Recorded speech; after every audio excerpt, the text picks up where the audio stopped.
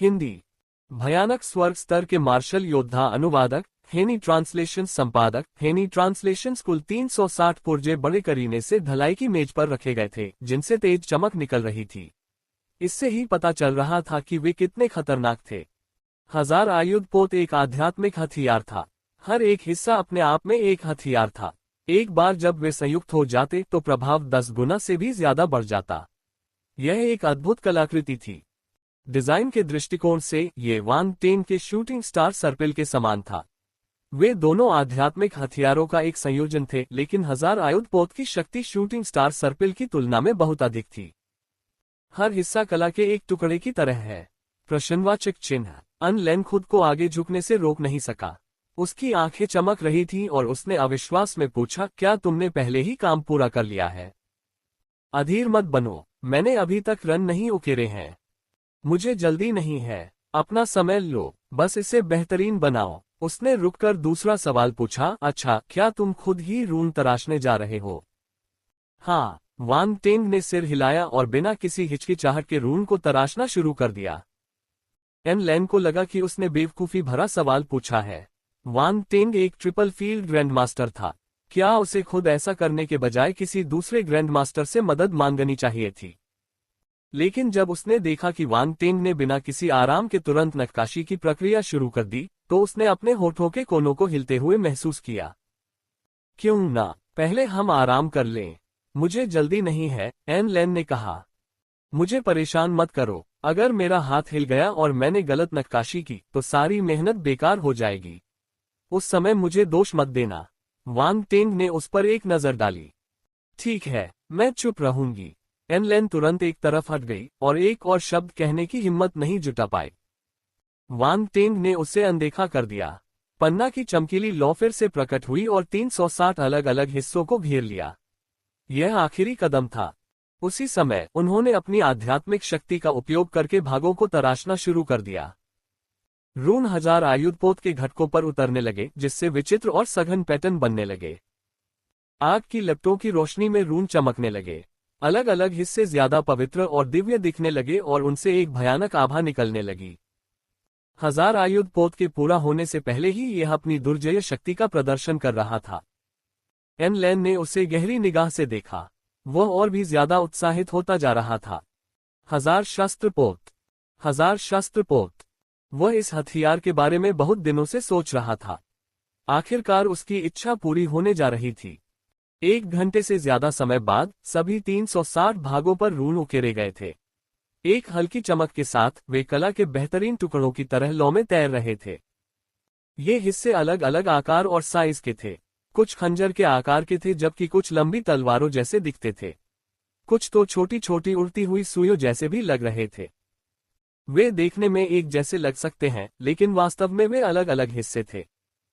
इस समय आसपास की शक्तियां भड़क उठी और बेचैन होने लगीं। इकट्ठा हो जाओ। वान टेन की नजर चमक उठी और वह धीमी आवाज में चिल्लाया।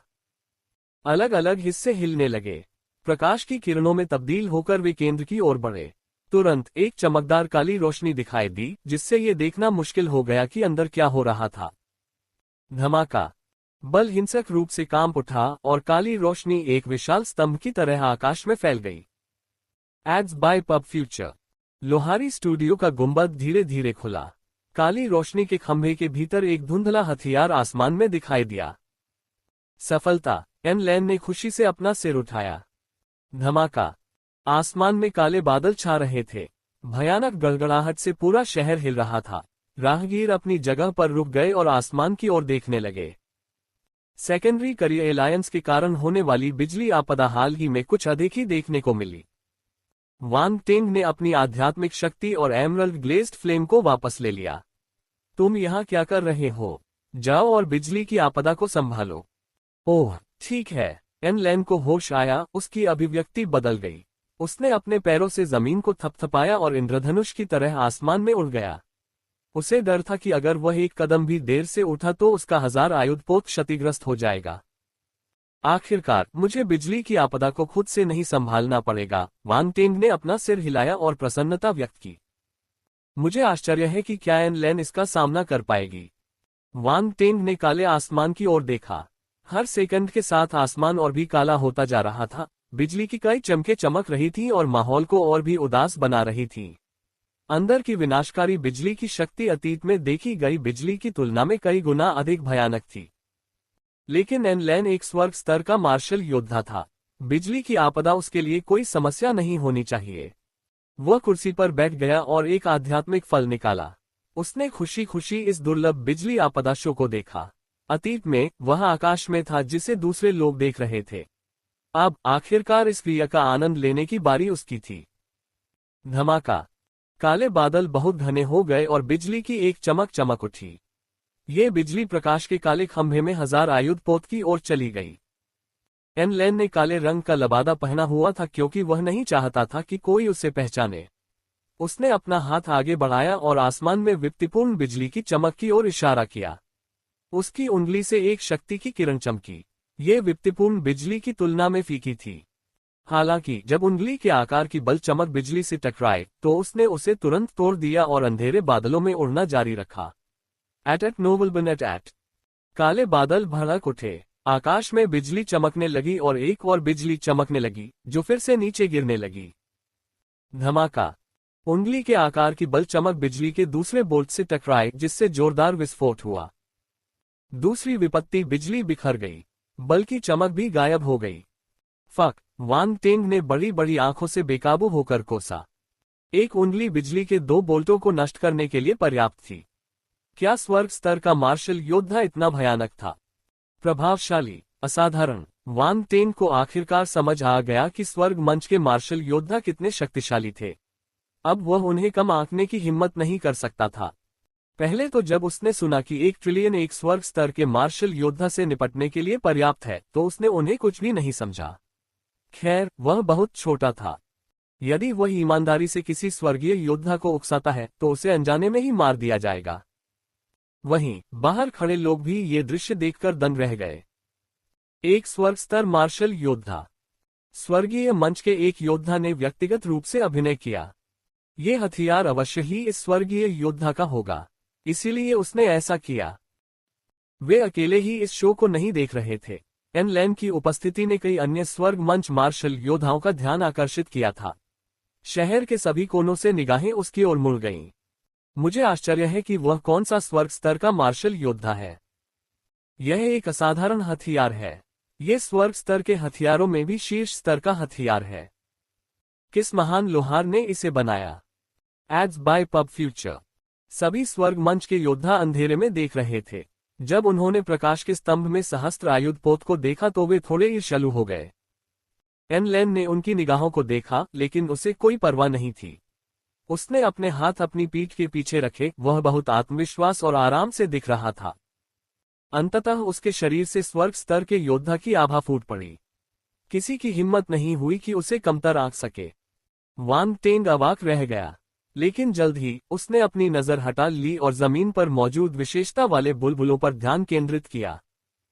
ये गुण बुलबुले आपदा बिजली के विघटित होने के बाद गिर गए थे। उसने उन्हें अपनी आध्यात्मिक शक्ति से ऊपर खींच लिया। नक्षत्र बल बिजली तारांकन 300। नक्षत्र बल बिजली तारांकन 410। स्वर्ग पृथ्वी आपदा बिजली 60। स्वर्ग पृथ्वी आपदा बिजली 45। वान टेंग ने खुशी खुशी विशेषता वाले बुलबुले उठाए। आपदा बिजली का तीसरा बोल्ट बना और नीचे गिरा। धमाका। यह विनाशकारी बिजली मोटी और विशाल थी। इसके चारों ओर असंख्य चांदी की चिंगारियां चमक रही थीं, जो मकड़ी के जाले की तरह आकाश में फैल रही थीं। हम्फ। एन लैन ने नाक भान सिकोड़ी। उसने अपनी उंगली तभी उठाई जब बिजली का बोल्ट उसके सिर से कुछ इंच की दूरी पर था। बिजली का बोल्ट बिजली के ड्रैगन की तरह था। ये बहुत बड़ा था। एन लैन की उंगली सीधे उसके सिर पर पड़ी। पूरी दुनिया एक पल के लिए रुक गई। फिर बिजली का ड्रैगन इंच इंच करके टूट गया और टुकड़ों में बिखर गया। इससे पहले कि कोई कुछ समझ पाता, बिजली की चौथी और पांचवी बोल्ट एक साथ गिरी। वे आश्चर्यजनक शक्ति के साथ एन लैन की ओर गिरे। वान टेंग ने थोड़ा सा मुंह सिकोड़ा। उसका चेहरा थोड़ा गंभीर हो गया। बिजली के आखिरी दो बोल्ट पहले 3 बोल्टों से कहीं ज्यादा शक्तिशाली थे। सिर्फ एक बोल्ट तीनों बिजली के बोल्टों के संयुक्त प्रभाव से तुलनात्मक रूप से ज्यादा शक्तिशाली था। हालांकि एन लैन बहुत शांत रहा। उसने कोई अन्य तरीका नहीं अपनाया और अपनी उंगली उठा दी। धमाका। उसके शरीर से शक्तिशाली और असीम ऊर्जा प्रवाहित हुई। अदृश्य शक्ति की मदद से यह ऊर्जा एक विशाल सुनहरे ड्रैगन में बदल गई और बिजली की ओर बढ़ गई। आध्यात्मिक शक्ति। वांग टेंग दंग रह गया। सचमुच आन लेन एक दिव्य आत्मा गुरु थी। जब उसने उसे 1000 आयुधपोत बनाने के लिए कहा तो वांग टेंग ने अनुमान लगाया कि आन लेन एक दिव्य आत्मा गुरु है। उसने सही निशाना साधा था। धमाका। आन लेन का विशाल सुनहरा फोर्स ड्रैगन बिजली की आपदा से टकराया। विस्फोट ने धरती को हिला देने वाला विस्फोट किया। पूरा आसमान कांपने लगा। किसी को भी उम्मीद नहीं थी कि यह गतिरोध सिर्फ एक पल के लिए ही रहेगा। बिजली की तबाही सुनहरे फोर्स ड्रैगन के हमले का सामना नहीं कर सकी और छोटी छोटी चिंगारियों में बदल गई, जिससे आसमान में बिजली की चिंगारियों का एक समुद्र बन गया। फोर्स ड्रैगन बिजली के समुद्र से गुजरा और सीधे बादलों में जा गिरा। धमाका। काले बादल बिना किसी चेतावनी के ऐसे फट पड़े मानो किसी शक्तिशाली शक्ति ने उन्हें चीर दिया हो। वे बिना किसी निशान के गायब हो गए। आकाश अपनी चमक वापस पा गया। Ads by pub future. मौन। वहां एकदम सन्नाटा छा गया। एन लेन को दूसरों की प्रतिक्रियाओं की परवाह नहीं थी। उसने अपना हाथ आगे बढ़ाया और 1000 आयुध पोत को अपने पास रख लिया। फिर वह गायब हो गया। नीचे खड़े लोगों ने आखिरकार समय रहते प्रतिक्रिया दी। वे आश्चर्य से चौंक गए। बहुत मजबूत। वह एक दिव्य आत्मा गुरु था। वह मार्शल योद्धा स्वर्ग स्तर के शिखर पर होना चाहिए। अंधेरे में देख रहे दूसरे स्वर्ग मंच के योद्धाओं ने कठोर भाव से अपने आप में बड़बड़ाना शुरू कर दिया। वे एन लेन की क्षमता का आकलन कर रहे थे। वांग टेंग ने एन लेन की ताकत पर आश्चर्य व्यक्त किया। वह खुद को भाग्यशाली मानता था कि उसे अपने लिए इतना मजबूत अंगरक्षक मिल गया था। यह एक अच्छा सौदा था। राहत की सांस लेते हुए उसने अपने आसपास का माहौल देखा और चुपचाप जमीन पर बिखरे सभी विशेष बुलबुले उठा लिए। उसे इन विशेषता बुलबुले को बर्बाद नहीं करना चाहिए जिन्हें गिराने के लिए एनलेन ने कड़ी मेहनत की थी। नक्षत्र बल बिजली तारांकन 800। स्वर्ग पृथ्वी आपदा बिजली 120। स्वर्ग पृथ्वी आपदा बिजली 105। नक्षत्र बल बिजली तारांकन 1000। नक्षत्र बल बिजली तारांकन 900। नक्षत्र बल धातु तारांकन 3200। दिव्य क्षेत्र आत्मा 1200। इतने सारे प्रश्नवाचक चिन्ह। वांग टेंग की आंखें खुशी से भर आईं। उसे इतनी अच्छी फसल की उम्मीद नहीं थी। उन्होंने अपने लाभों की गणना की और पाया कि उन्हें नक्षत्र बिजली बल के 4300 अंक, नक्षत्र धातु बल के 3200 अंक, स्वर्ग पृथ्वी आपदा बिजली के 480 अंक और दिव्य क्षेत्र आत्मा के 1200 अंक प्राप्त हुए। नक्षत्र धातु बल 81,000 बटा 90,000 ग्रहीय चरण 9वां स्तर। तारामंडल बिजली बल 22,500 बटा 50,000 ग्रहीय चरण 5वां स्तर। वह जब भी मुक्त होता था आभासी ब्रह्मांड में तारा जानवरों से लड़ता था, इसलिए उसकी धातु शक्ति पहले ही 9वें स्तर पर पहुंच चुकी थी। वह जल्द ही आकाशीय अवस्था में आगे बढ़ने में सक्षम होगा। जहां तक बिजली की शक्ति का सवाल है, यह एक दुर्लभ उत्परिवर्तित शक्ति थी। यह अभी भी 5वें स्तर पर थी, हालांकि यह बहुत बढ़ गई थी। स्वर्ग पृथ्वी आपदा बिजली 600 बटा 10,000 प्रथम रैंक। फिर स्वर्ग पृथ्वी आपदा बिजली थी। बिजली आपदा के कुछ दौर के बाद वांग टेंग ने कई आपदा बिजली विशेषताओं को जमा किया। 600 अंक पहले से कई गुना अधिक थे। उसने विशेषता पैनल को देखा। यह तो केवल पहली रैंक थी। क्या भविष्य में इससे भी अधिक शक्तिशाली आपदा बिजली होगी? हालांकि एक रैंक के लिए 10,000 अंक चाहिए थे। यह थोड़ा मुश्किल था। बिजली की आपदा को प्राप्त करना आसान नहीं था। वांग टेंग ने निराशा से अपना सिर हिलाया। उसने आखिरी विशेषता को देखा। आत्मा 9,500 बटा 50,000 आकाशीय क्षेत्र। इस बार उसे एक साथ दिव्य लोक की आत्मा के 1200 अंक प्राप्त हुए थे। उसकी आत्मा थोड़ा आगे बढ़ गई। यह एक बड़ी संख्या थी। अतीत में उन्होंने कभी भी एक साथ इतनी अधिक दिव्य क्षेत्र विशेषताएं एकत्रित नहीं की थीं।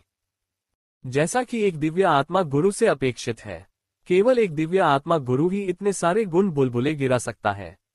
ऐसा लग रहा था कि उसे भविष्य में दिव्य आत्मा गुरुओं से और अधिक गुण बुलबुले प्राप्त करने होंगे।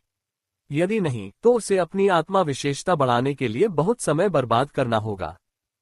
एकमात्र समस्या ये थी कि दिव्य आत्मा गुरुओं को ढूंढना आसान नहीं था, विशेष रूप से शक्तिशाली गुरुओं को। वांग टेंग ने अपनी थोड़ी को छुआ। उसकी नजर एन लैन पर पड़ी जो बेहद खुश दिख रही थी। एक छोटी सी दुनिया अनुवादक, हेनी ट्रांसलेशन संपादक, हेनी ट्रांसलेशंस, आपकी निगाहें थोड़ी अजीब हैं, एन लैन ने टिप्पणी की जब वह वांग टेंग की अभिव्यक्ति को देखते हुए आगे बढ़ा। सच में, मुझे ऐसा नहीं लगता, तुम बहुत ज्यादा सोच रहे हो। वांग टेंग को लगा कि स्वर्ग मंच का योद्धा वाकई बहुत सतर्क था। उसने अपने हाव भाव पर काबू रखा और सख्ती से अपना सिर हिलाया। नहीं, एन लैन को उस पर यकीन नहीं हुआ। उसे लगा कि वांग टेंग कुछ गलत करने की फिराक में था। तुम स्वर्ग स्तर के योद्धा हो, मेरे जैसा ग्रह स्तर का कोई भी व्यक्ति तुम्हारा क्या बिगाड़ सकता है? वांग टेंग अवाक रह गया। कौन जानता है, तुम एक धूर्त आदमी हो, एन लैन ने मुंह बनाया। अरे, तुम क्या कह रहे हो? मैंने अभी अभी 1000 आयुधपोत बनाने में तुम्हारी मदद की है और अब तुम मुझे दूर धकेलने की कोशिश कर रहे हो। क्या तुम मुझे इसलिए सड़क पर धकेल रहे हो क्योंकि मैं अब किसी काम का नहीं रहा? वांग टेंग ने गुस्से से पूछा। खांसी, मुझे इतना बेरहम मत बनाओ। चूंकि तुमने 1000 आयुधपोत बनाने में मेरी मदद की है, इसलिए मैं अपना वादा निभाऊंगा। हम हृदयहीन, वांग टेंग ने कहा। मौन, तुम्हारा सिर हृदयहीन है। आपकी बात से ऐसा लग रहा है जैसे हमारे बीच कोई अभद्र रिश्ता है। Ads by pub future. मुझे इस 1000 आयुधपोत को देखने दो। मैंने इसे ध्यान से नहीं देखा है, इसलिए मुझे इसकी गुणवत्ता के बारे में पता नहीं है, वांग टेंग ने कहा। जब उसने देखा कि एन लैन के विचार भटक रहे हैं, तो उसने राहत की सांस ली। उसने जल्दी से विषय बदल दिया। एन लैन ने अपना हाथ आगे बढ़ाया और उसकी हथेली पर एक काला आयताकार बॉक्स दिखाई दिया। 1000 आयुधपोत 3 फीट लंबा और 1 फीट चौड़ा था। सतह पर कई जटिल रून पैटर्न के अलावा कुछ भी नहीं देखा जा सकता था। वे रहस्यमय और जादुई लग रहे थे। इसकी असली ताकत तो जहाज को उसके अलग अलग हिस्सों में विभाजित करने के बाद ही पता चलेगी। एक दिव्य आत्मा गुरु के लिए यह एक बेहद शक्तिशाली हथियार था। एन लैन ने मुस्कुराते हुए कहा, मैं इसके साथ किसी भी स्वर्ग स्तर के मार्शल योद्धा से जीत सकता हूं। वह बहुत अच्छे मूड में था। ओह, वांग टेंग चौंक गया। उसने नहीं सोचा था कि एन लैन में ऐसी क्षमता है। स्वर्ग स्तर के मार्शल योद्धा दुर्जय पात्र थे। उनमें से हर एक के पास एक ग्रह को नष्ट करने की क्षमता थी। अगर वे अपना सर्वश्रेष्ठ देते, तो वे बड़े पैमाने पर विनाश कर सकते थे। फिर भी एन लैन कह रहा था कि वह किसी भी स्वर्ग स्तर के मार्शल योद्धाओं को हरा सकता है। ये कैसा विचार था? वांग टेंग ने सोचने की हिम्मत नहीं की। जब वह आश्चर्य में डूबा हुआ था, तभी उसकी कलाई घड़ी पर एक संदेश उभरा। Wang Teng, noble family consultation chamber से एक संदेश है। राउंड बॉल की सख्त आवाज उसके दिमाग में गूंज उठी। ये वांग टेंग के पहचान खाते पर नजर रख रहा था, इसलिए उसे संदेश की विषय वस्तु का पता था। परीक्षण। वांग टेंग की नजर गंभीर हो गई और उसने अनुमान लगाया। हाँ, वे अंतिम परीक्षण सामग्री लेकर आए हैं। आपको अब वहां जाना होगा।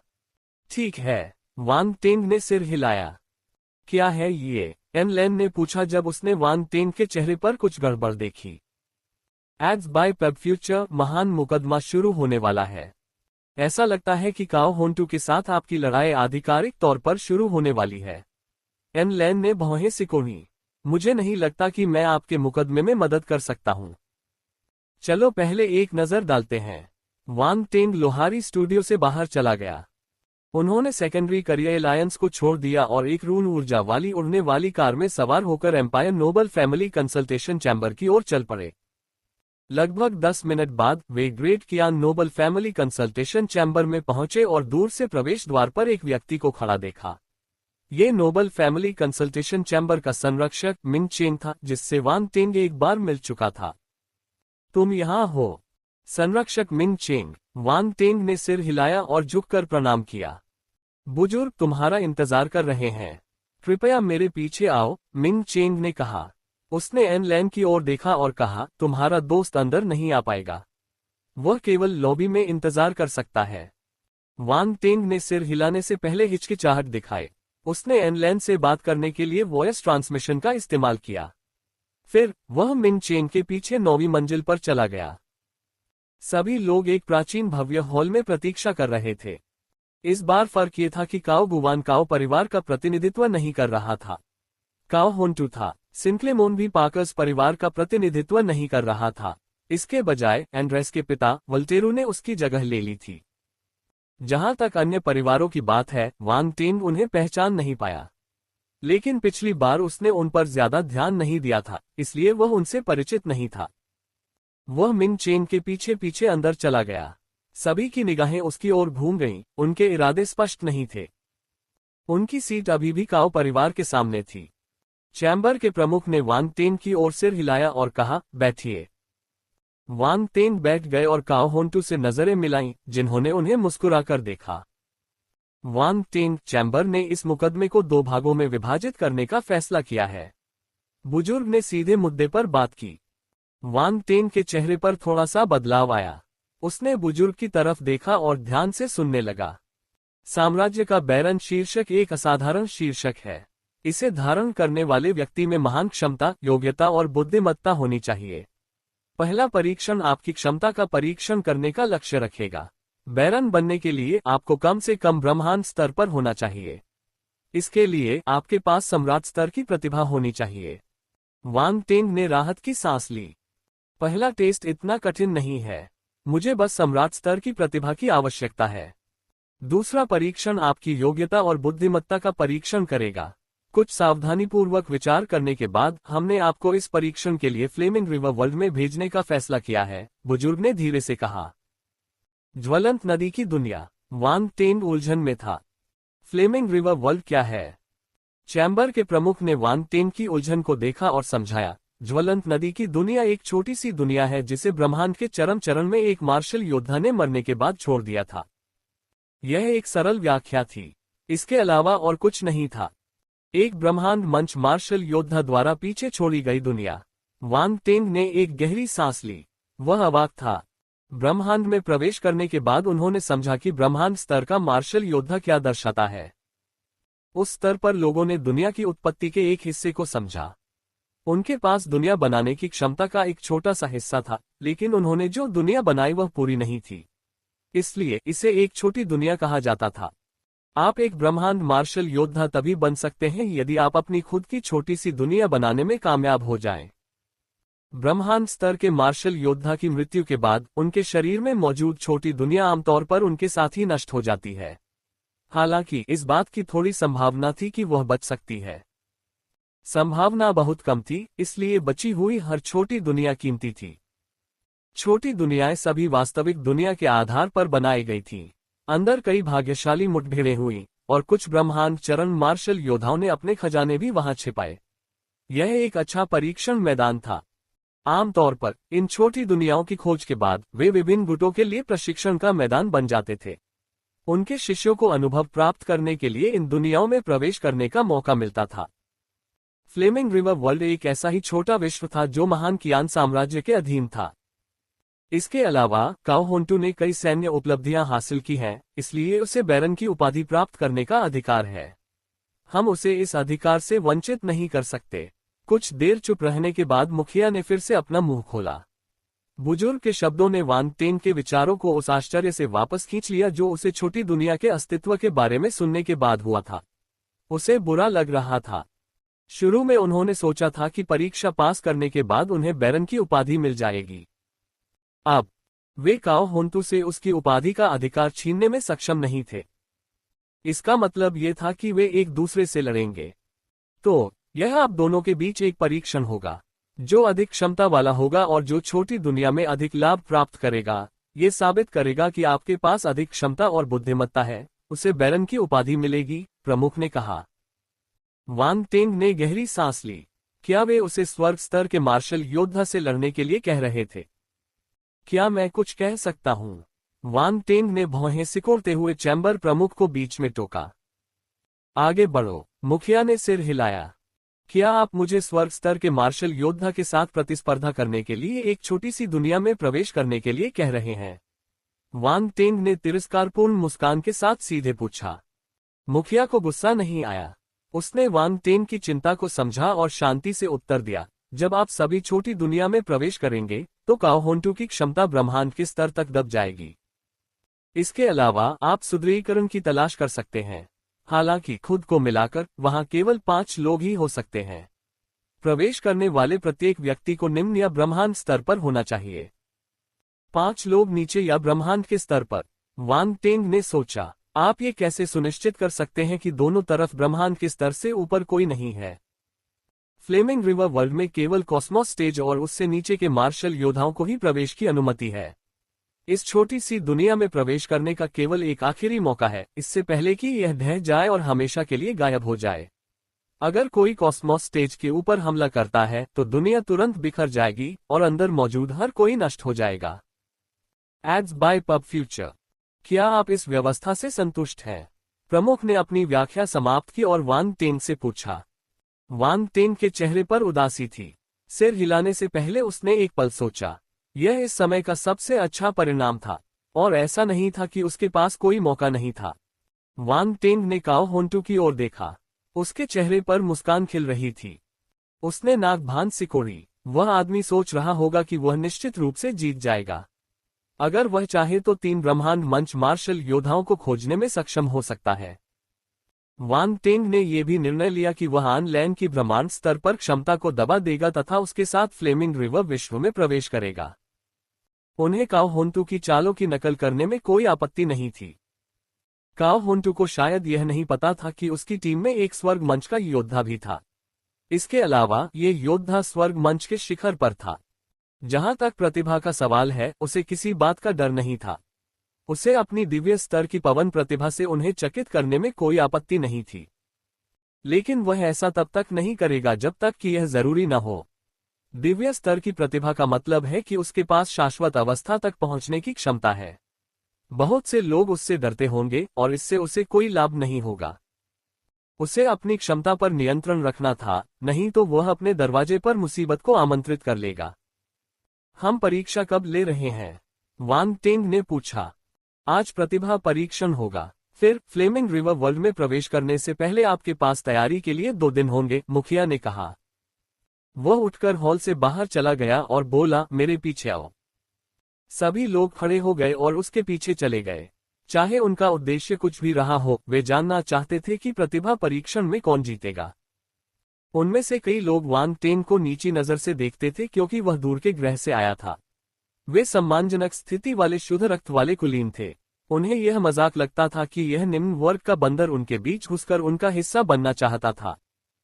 ये कहने के बजाय कि वे ये जानना चाहते थे कि कौन जीतेगा, ये कहना अधिक सटीक होगा कि वे ये देखना चाहते थे कि वांग टेंग कैसे हारेगा और इस शहर से निर्वासित होगा। उन्होंने यह नहीं सोचा था कि वह काओ होंटू के बराबर है।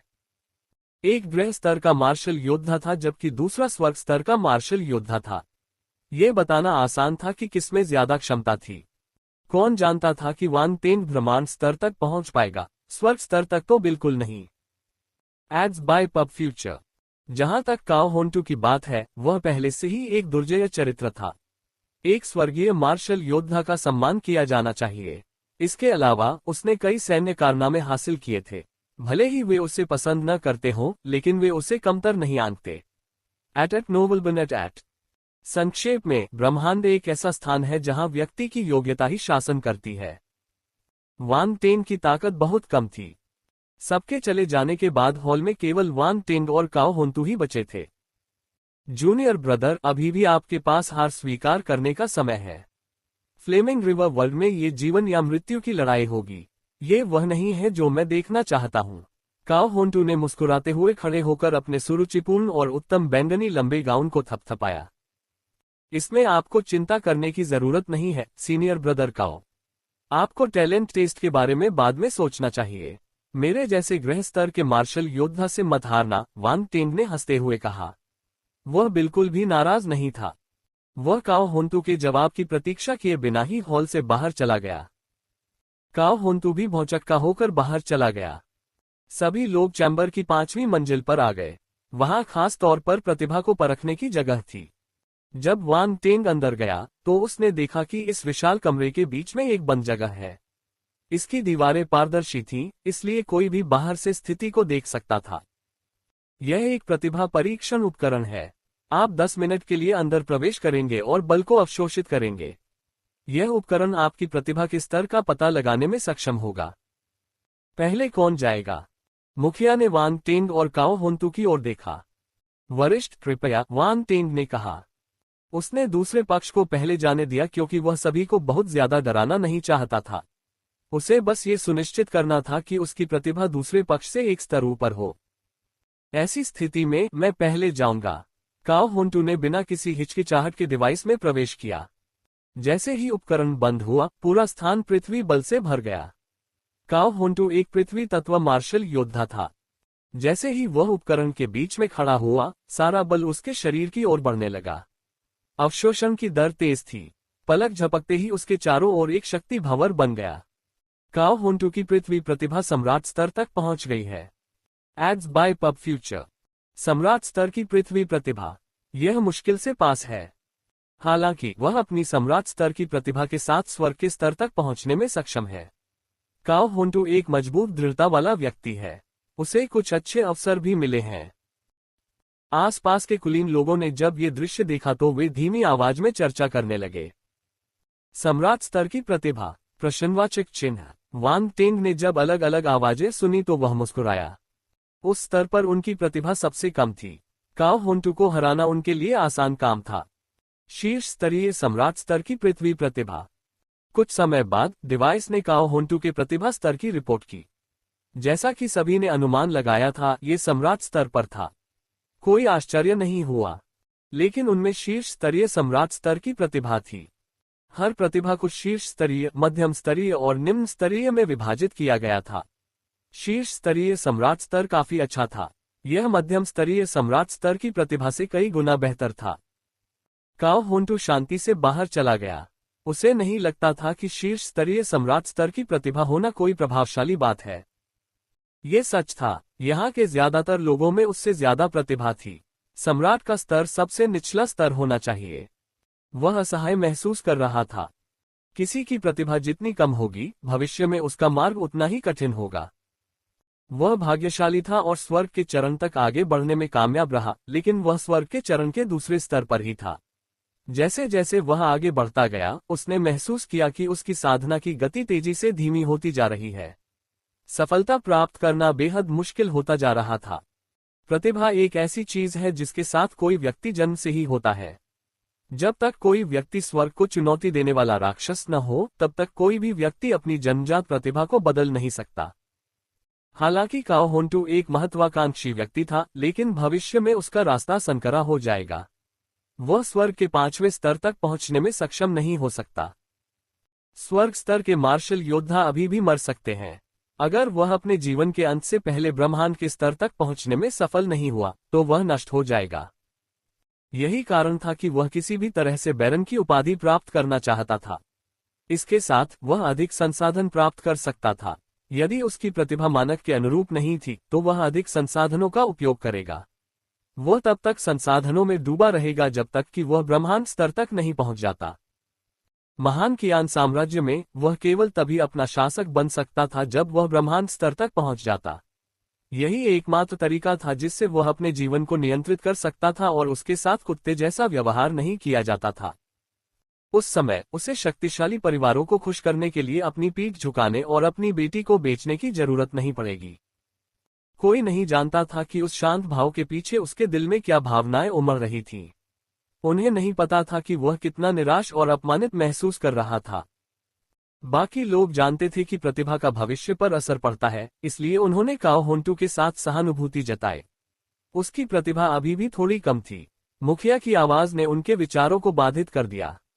वांग टेंग, अब तुम्हारी बारी है। सबका ध्यान वांग टेंग पर चला गया। काओ होंटू की प्रतिभा शीर्ष सम्राट स्तर की थी। वांग टेंग के बारे में क्या? किसी अविकसित ग्रह से आए मार्शल योद्धा के लिए कम प्रतिभा होना सामान्य बात थी। ग्रह स्तर के मार्शल योद्धा का वहां पैदा होना पहले से ही एक चमत्कार था। उनकी प्रतिभा ने उनकी प्रगति को सीमित कर दिया। एक ही ग्रह पर पैदा हुए जीवों की प्रतिभाएं लगभग एक जैसी ही होती हैं। अगर किसी की प्रतिभा बहुत कम हो तो उसे असली प्रतिभावान बनाना मुश्किल होता है। नस्ल और रक्तरेखा पहले से तय थी। ये सुनने में बेबस लग रहा था, लेकिन ये सच था। सम्राट स्तर पृथ्वी प्रतिभा 250। सम्राट स्तर की पृथ्वी प्रतिभा 300। वांग टेंग ने काओ होंटू द्वारा गिराए गए विशेष बुलबुले एकत्र करने के बाद बंद स्थान में कदम रखा। कृपया अपना बल चुनें। एक यांत्रिक आवाज सुनाई दी। आग। तुरंत ही घिरा हुआ क्षेत्र घने अग्नि बल से भर गया। वांग टेंग हैरान था। यह उपकरण काफी सुविधाजनक लग रहा था। यह एक पल में पूरे क्षेत्र को पर्याप्त बल से भरने में सक्षम था। क्या यह प्रभावी होगा यदि वह इसका उपयोग खेती के लिए करे? उसकी नजर जमीन पर पड़ी और उसने देखा कि फर्श पर कई छोटे छोटे छेद हैं। उनमें से अग्नि शक्ति निकल रही थी। मैं समझ गया। वांग टेंग ने अपनी सार नेत्र को सक्रिय किया और समझ गया कि बल का उत्पादन कैसे होता है। ये बल एकत्रित करने वाली ऋण सरणियां थीं। यह उपकरण मार्शल योद्धा द्वारा चुने गए तत्व के अनुसार प्रासंगिक सरणी को सक्रिय करेगा। उसने हिचकिचाना बंद कर दिया और अपनी प्रतिभा को सक्रिय कर अग्नि शक्ति को अवशोषित कर लिया। स्वूश! अग्नि सेना वांग टेंग के चारों ओर इकट्ठा होने लगी। पलक झपकते ही एक अग्नि लाल बल भंवर संलग्न स्थान में प्रकट हो गया। यह दृश्य उस समय के समान था जब काओ हुंटू अपनी पृथ्वी शक्ति को अवशोषित कर रहा था। सम्राट स्तर की प्रतिभा। पब फ्यूचर द्वारा विज्ञापन। ऐसा लगता है कि वे बराबरी पर हैं। यह अजीब है। मैंने नहीं सोचा था कि किसी सुदूर ग्रह से आए एक युवा लड़के में इतनी क्षमता होगी। इसमें कुछ भी अजीब नहीं है। अगर उसमें इतनी प्रतिभा नहीं होती तो उसे बैरन के वारिस के रूप में नहीं चुना जाता। सभी ने धीमी आवाज में चर्चा की। वे आश्चर्यचकित थे कि वांग टेंग में सम्राट स्तर की प्रतिभा थी।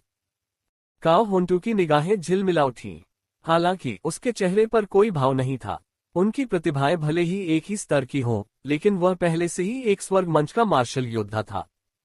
वह समझ गया कि अगर वांग टेंग स्वर्ग स्तर तक पहुंचने के लिए अपनी सम्राट स्तर की प्रतिभा पर भरोसा करना चाहता था तो ये कितना मुश्किल था। आप कह सकते हैं कि उनमें से एक पहले से ही फिनिश लाइन पर था जबकि दूसरा अभी भी शुरुआती बिंदु पर था। वांग टेंग की तुलना उससे कैसे की जा सकती है? शीर्ष स्तरीय सम्राट स्तर की प्रतिभा। जैसा कि अपेक्षित था, जब डिवाइस ने वांग टेंग की प्रतिभा की घोषणा की तो यह सम्राट स्तर की थी। इसी तरह यह एक शीर्ष स्तरीय सम्राट स्तर की प्रतिभा थी। उनका स्तर एक जैसा था, लेकिन सभी अपना सिर हिला रहे थे। उन्हें वांग टेंग से बहुत उम्मीदें नहीं थीं। सभी सम्राट स्तर की प्रतिभाएं स्वर्ग स्तर तक नहीं पहुंच सकती। वांग टेंग सिर्फ एक ग्रह स्तर का मार्शल योद्धा था। उनके बीच का अंतर बहुत बड़ा था। परीक्षा समाप्त हो चुकी थी। अब कोई रहस्य नहीं था। सभी की रुचि खत्म हो गई थी और वे वहां से चले जाना चाहते थे। इंतजार। वांग टेंग की आवाज अचानक सुनाई दी। हाँ। मुखिया ने अपनी जगह पर रुककर वांग टेंग की ओर देखा जो अभी भी बंद जगह में था। क्या बात है? मेरा परीक्षण अभी समाप्त नहीं हुआ है। वांग टेंग ने अधीर भीड़ पर नजर डाली और शांति से कहा, मैं भी अपनी पृथ्वी शक्ति का परीक्षण करना चाहता हूँ। आप अपनी पृथ्वी शक्ति का परीक्षण करना चाहते हैं? हर कोई दंग रह गया। काओ हुंटू ने अपनी भौहें सिकोड़ ली और वांग टेंग को गौर से देखने लगा।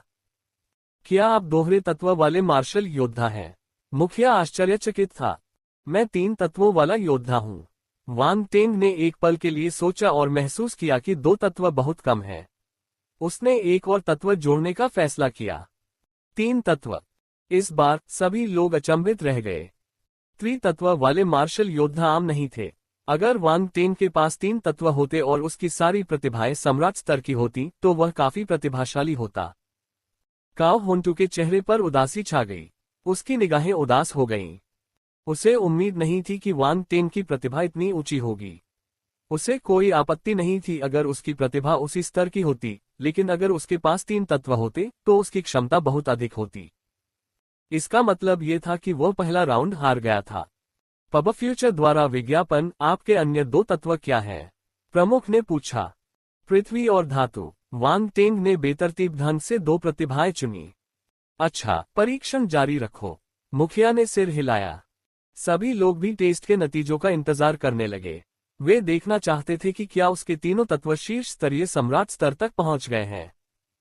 पृथ्वी और धातु तत्व परीक्षण शुरू। बंद जगह में एक यांत्रिक आवाज गूंजी। अग्नि बल दूर हो गया और एक ही समय में बड़ी मात्रा में पृथ्वी और धातु बल बाहर निकल आए। वांग टेंग ने अपनी दोनों प्रतिभाओं को एक साथ सक्रिय किया और दोनों शक्तियों को अवशोषित कर लिया। स्वूश! बंद जगह में तेज हवा चली। पृथ्वी बल और धातु बल उग्रता से वांग टेंग की ओर बढ़े। उसके चारों ओर एक विचित्र दृश्य दिखाई दिया। पृथ्वी बल और धातु बल विभाजित थे, एक बाईं ओर और एक दाईं ओर। उन्होंने 2 करीबी सर्किट बनाए जिसमें वांग टेंग केंद्र में था। उनमें से किसी ने भी एक दूसरे को प्रभावित नहीं किया। ये है कितना मजबूत नियंत्रण है। वो दो अलग अलग शक्तियों को अवशोषित कर रहा है, लेकिन दोनों अलग अलग हैं। ऐसा करने में सक्षम होने के लिए वांग टेन की प्रतिभा सम्राट स्तर के शिखर तक पहुंच गई होगी। हाँ, देखने के लिए एक अच्छा शो होगा। हर कोई दंग रह गया, उनकी जिज्ञासा बढ़ गई। कुछ लोग काओ होंटू को मुस्कुराते हुए देखने लगे। वांग टेन की प्रतिभा स्पष्ट रूप से उससे कहीं अधिक थी। उन्होंने सोचा कि यह एक आसान पास होगा, लेकिन वांग टेन के पास 3 तत्व थे और वे सभी कम नहीं थे। काओ होंटू को कुचल दिया गया। काओ होंटू को भी पता था कि जब उसने ये दृश्य देखा तो उसकी प्रतिभा वांग टेन से कम थी। वह बिना किसी भाव के वहीं खड़ा रहा। कोई नहीं जानता था कि वह क्या सोच रहा था। शीर्ष स्तरीय सम्राट स्तर की पृथ्वी प्रतिभा, शीर्ष स्तरीय सम्राट स्तर की धातु प्रतिभा। डिवाइस ने तुरंत वांग टेन की प्रतिभा की घोषणा की।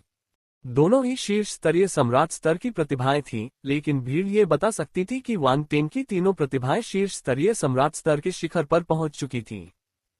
यह अत्यंत दुर्लभ था। वह अपनी प्रतिभा के साथ और आगे बढ़ सकता था। एट नोबल बनेट एट। वांग टेन यंत्र से बाहर चला गया। आपकी प्रतिभा बुरी नहीं है। चैम्बर के प्रमुख ने वांग टेन की ओर सिर हिलाया।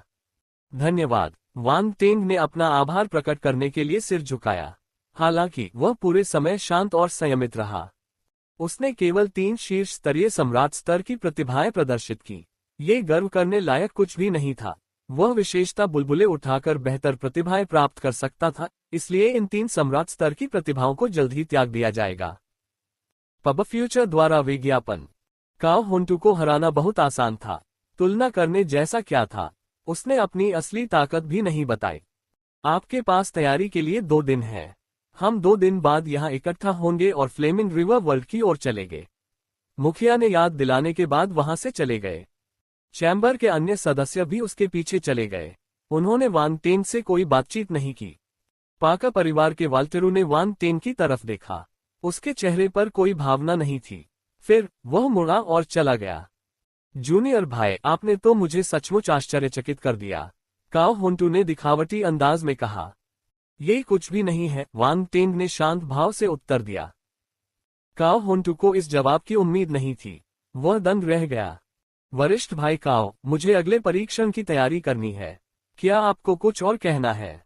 वांग टेन ने अपना हाथ हिलाया और जाने के लिए मुड़ा। क्या आप वाकई इस पर पुनर्विचार नहीं करना चाहते? फ्लेमिंग रिवर वर्ल्ड एक सुरक्षित जगह नहीं है। हर कोई जो अंदर आता है, बाहर नहीं आ पाता, काओ होंटू ने एक भयावह स्वर में कहा। अगर तुम नहीं डरते तो मैं क्यों डरूंगा? वांग टेन ने मुड़कर उसे देखा और मुस्कुराया। फिर वह बिना किसी हिचकिचाहट के चला गया। काओ होंटू उसी जगह पर खड़ा रहा और वांग टेन की पीठ को घूरता रहा। उसकी नजर गहरी हो गई और उसकी आंखों में हत्या का प्रबल इरादा चमक उठा। वांग टेन ने एनलैन से मुलाकात की और उसे मुकदमे के बारे में बताया। उसने उसे अपनी योजना बताई। आप चाहते हैं कि मैं अपनी क्षमता को दबा दूं और आपके साथ फ्लेमिंग रिवर वर्ल्ड जाऊं? एनलैन ने आश्चर्य से कहा। हाँ, चूंकि काओ होंटू ऐसा कर रहा है, इसलिए मैं उससे सीखूंगा। वांग टेन ने व्यंग्य किया। जरूर, मैं काओ होंटू को संभाल लूंगा।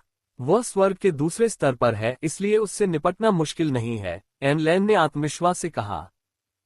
फ्लेमिंग रिवर वर्ल्ड में उसे मारना बहुत अच्छा रहेगा। वांग टेन की नजर तेज हो गई। एनलैन वांग टेन की निर्णायकता और निर्दयता से हैरान रह गया। वह एक पल के लिए चुप रहा और फिर पूछा, तुम बाकी 3 ब्रह्मांड मंच मार्शल योद्धाओं को कैसे खोजने की योजना बना रहे हो? मुझे लगता है कि मैं सेकेंडरी करियर एलायंस के मिशन बोर्ड को देखूंगा, वांग टेन ने असहाय होकर उत्तर दिया। अगर आपको कोई आपत्ति न हो तो मैं आपको 3 लोगों से मिलवा सकता हूं। एनलैन ने अजीब तरह से खांसी। ओह, वांग टेन ने उसकी ओर देखा। जब तक पैसा अच्छा है। एनलैन ने अपने हाथ रगड़े और हंसी। एक मेचा द्वारा ऐसा करना काफी हास्यास्पद था। अरे, क्या तुम्हें पैसे से इतना प्यार है? वांग टेन हंसा। तो तुम क्या सोचते हो? एनलैन को वांग टेन की चिढ़ाने से कोई आपत्ति नहीं थी। कोई बात नहीं, 3 ब्रह्मांड चरण मार्शल योद्धा। क्या 90 बिलियन पर्याप्त है? वांग टेन बहुत धनी था और उसने वैसा ही अभिनय किया। बस, एनलैन ने मोल भाव नहीं किया। वह इस कीमत से बेहद संतुष्ट लग रहा था। उसकी आंखें चमक रही थीं। तो फिर धन्यवाद। वांग टेंग मुस्कुराया। उसे वैसे भी ये पैसा खर्च करना था, इसलिए उसे एन लैन को इसे कमाने देने में कोई आपत्ति नहीं थी। उसे इस मेचा के साथ काम करने में बहुत मजा आया। वह पैसे का दीवाना हो सकता है, लेकिन उसने अपने कर्तव्यों को पूरा किया। मैं अभी जाकर उन्हें ढूंढूंगा। एन लैन ने अपनी कलाई घड़ी पर कुछ ऑपरेशन किए और आगे कहा, वे आधे दिन में पहुंच जाएंगे। मेरा अंतरिक्ष यान पारगमन ग्रह पर खड़ा है। आपके कबीले के लोग? वांग टेंग ने आश्चर्य से पूछा। उसे अंदाजा था। हाँ, मेचा जाति से मेरे कबीले के लोग। एन लैन ने सिर हिलाया। वांग टेंग ने आगे कोई जांच नहीं की। वे फैन तेनिंग के घर वापस चले गए और 2 दिन बाद होने वाले फ्लेमिंग रिवर वर्ल्ड ट्रायल का इंतजार करने लगे।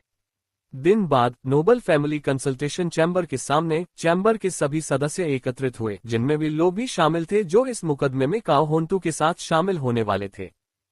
वांग टेंग अभी तक नहीं पहुंचे थे। बहुत से लोग थोड़ी देर इंतजार करने के बाद अधीर होने लगे। वांग टेंग यहाँ क्यों नहीं है?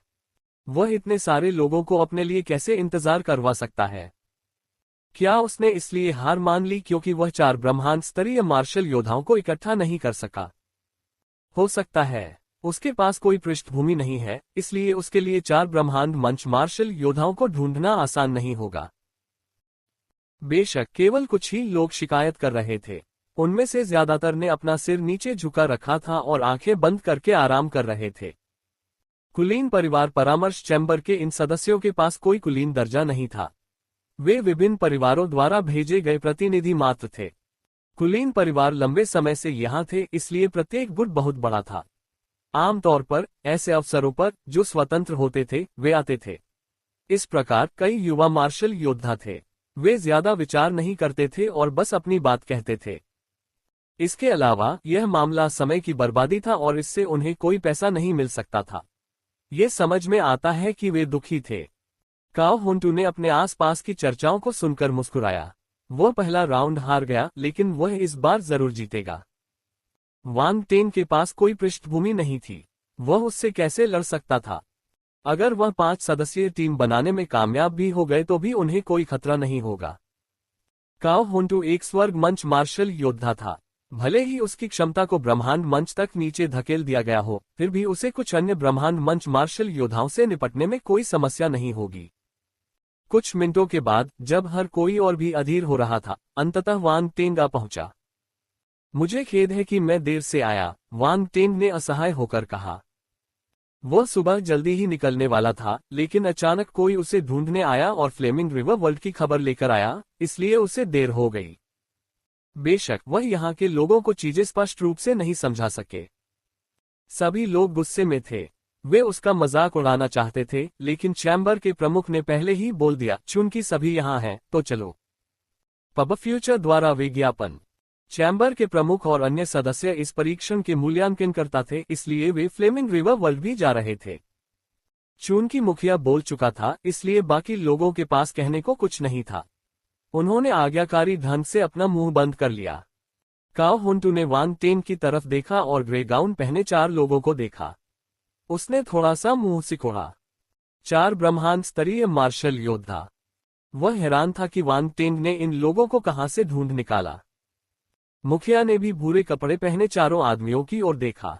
उसकी आंखों में एक अजीब सी चमक थी। फिर सभी लोग रेलगाड़ी में सवार होकर ग्रह के घाट पर आ गए।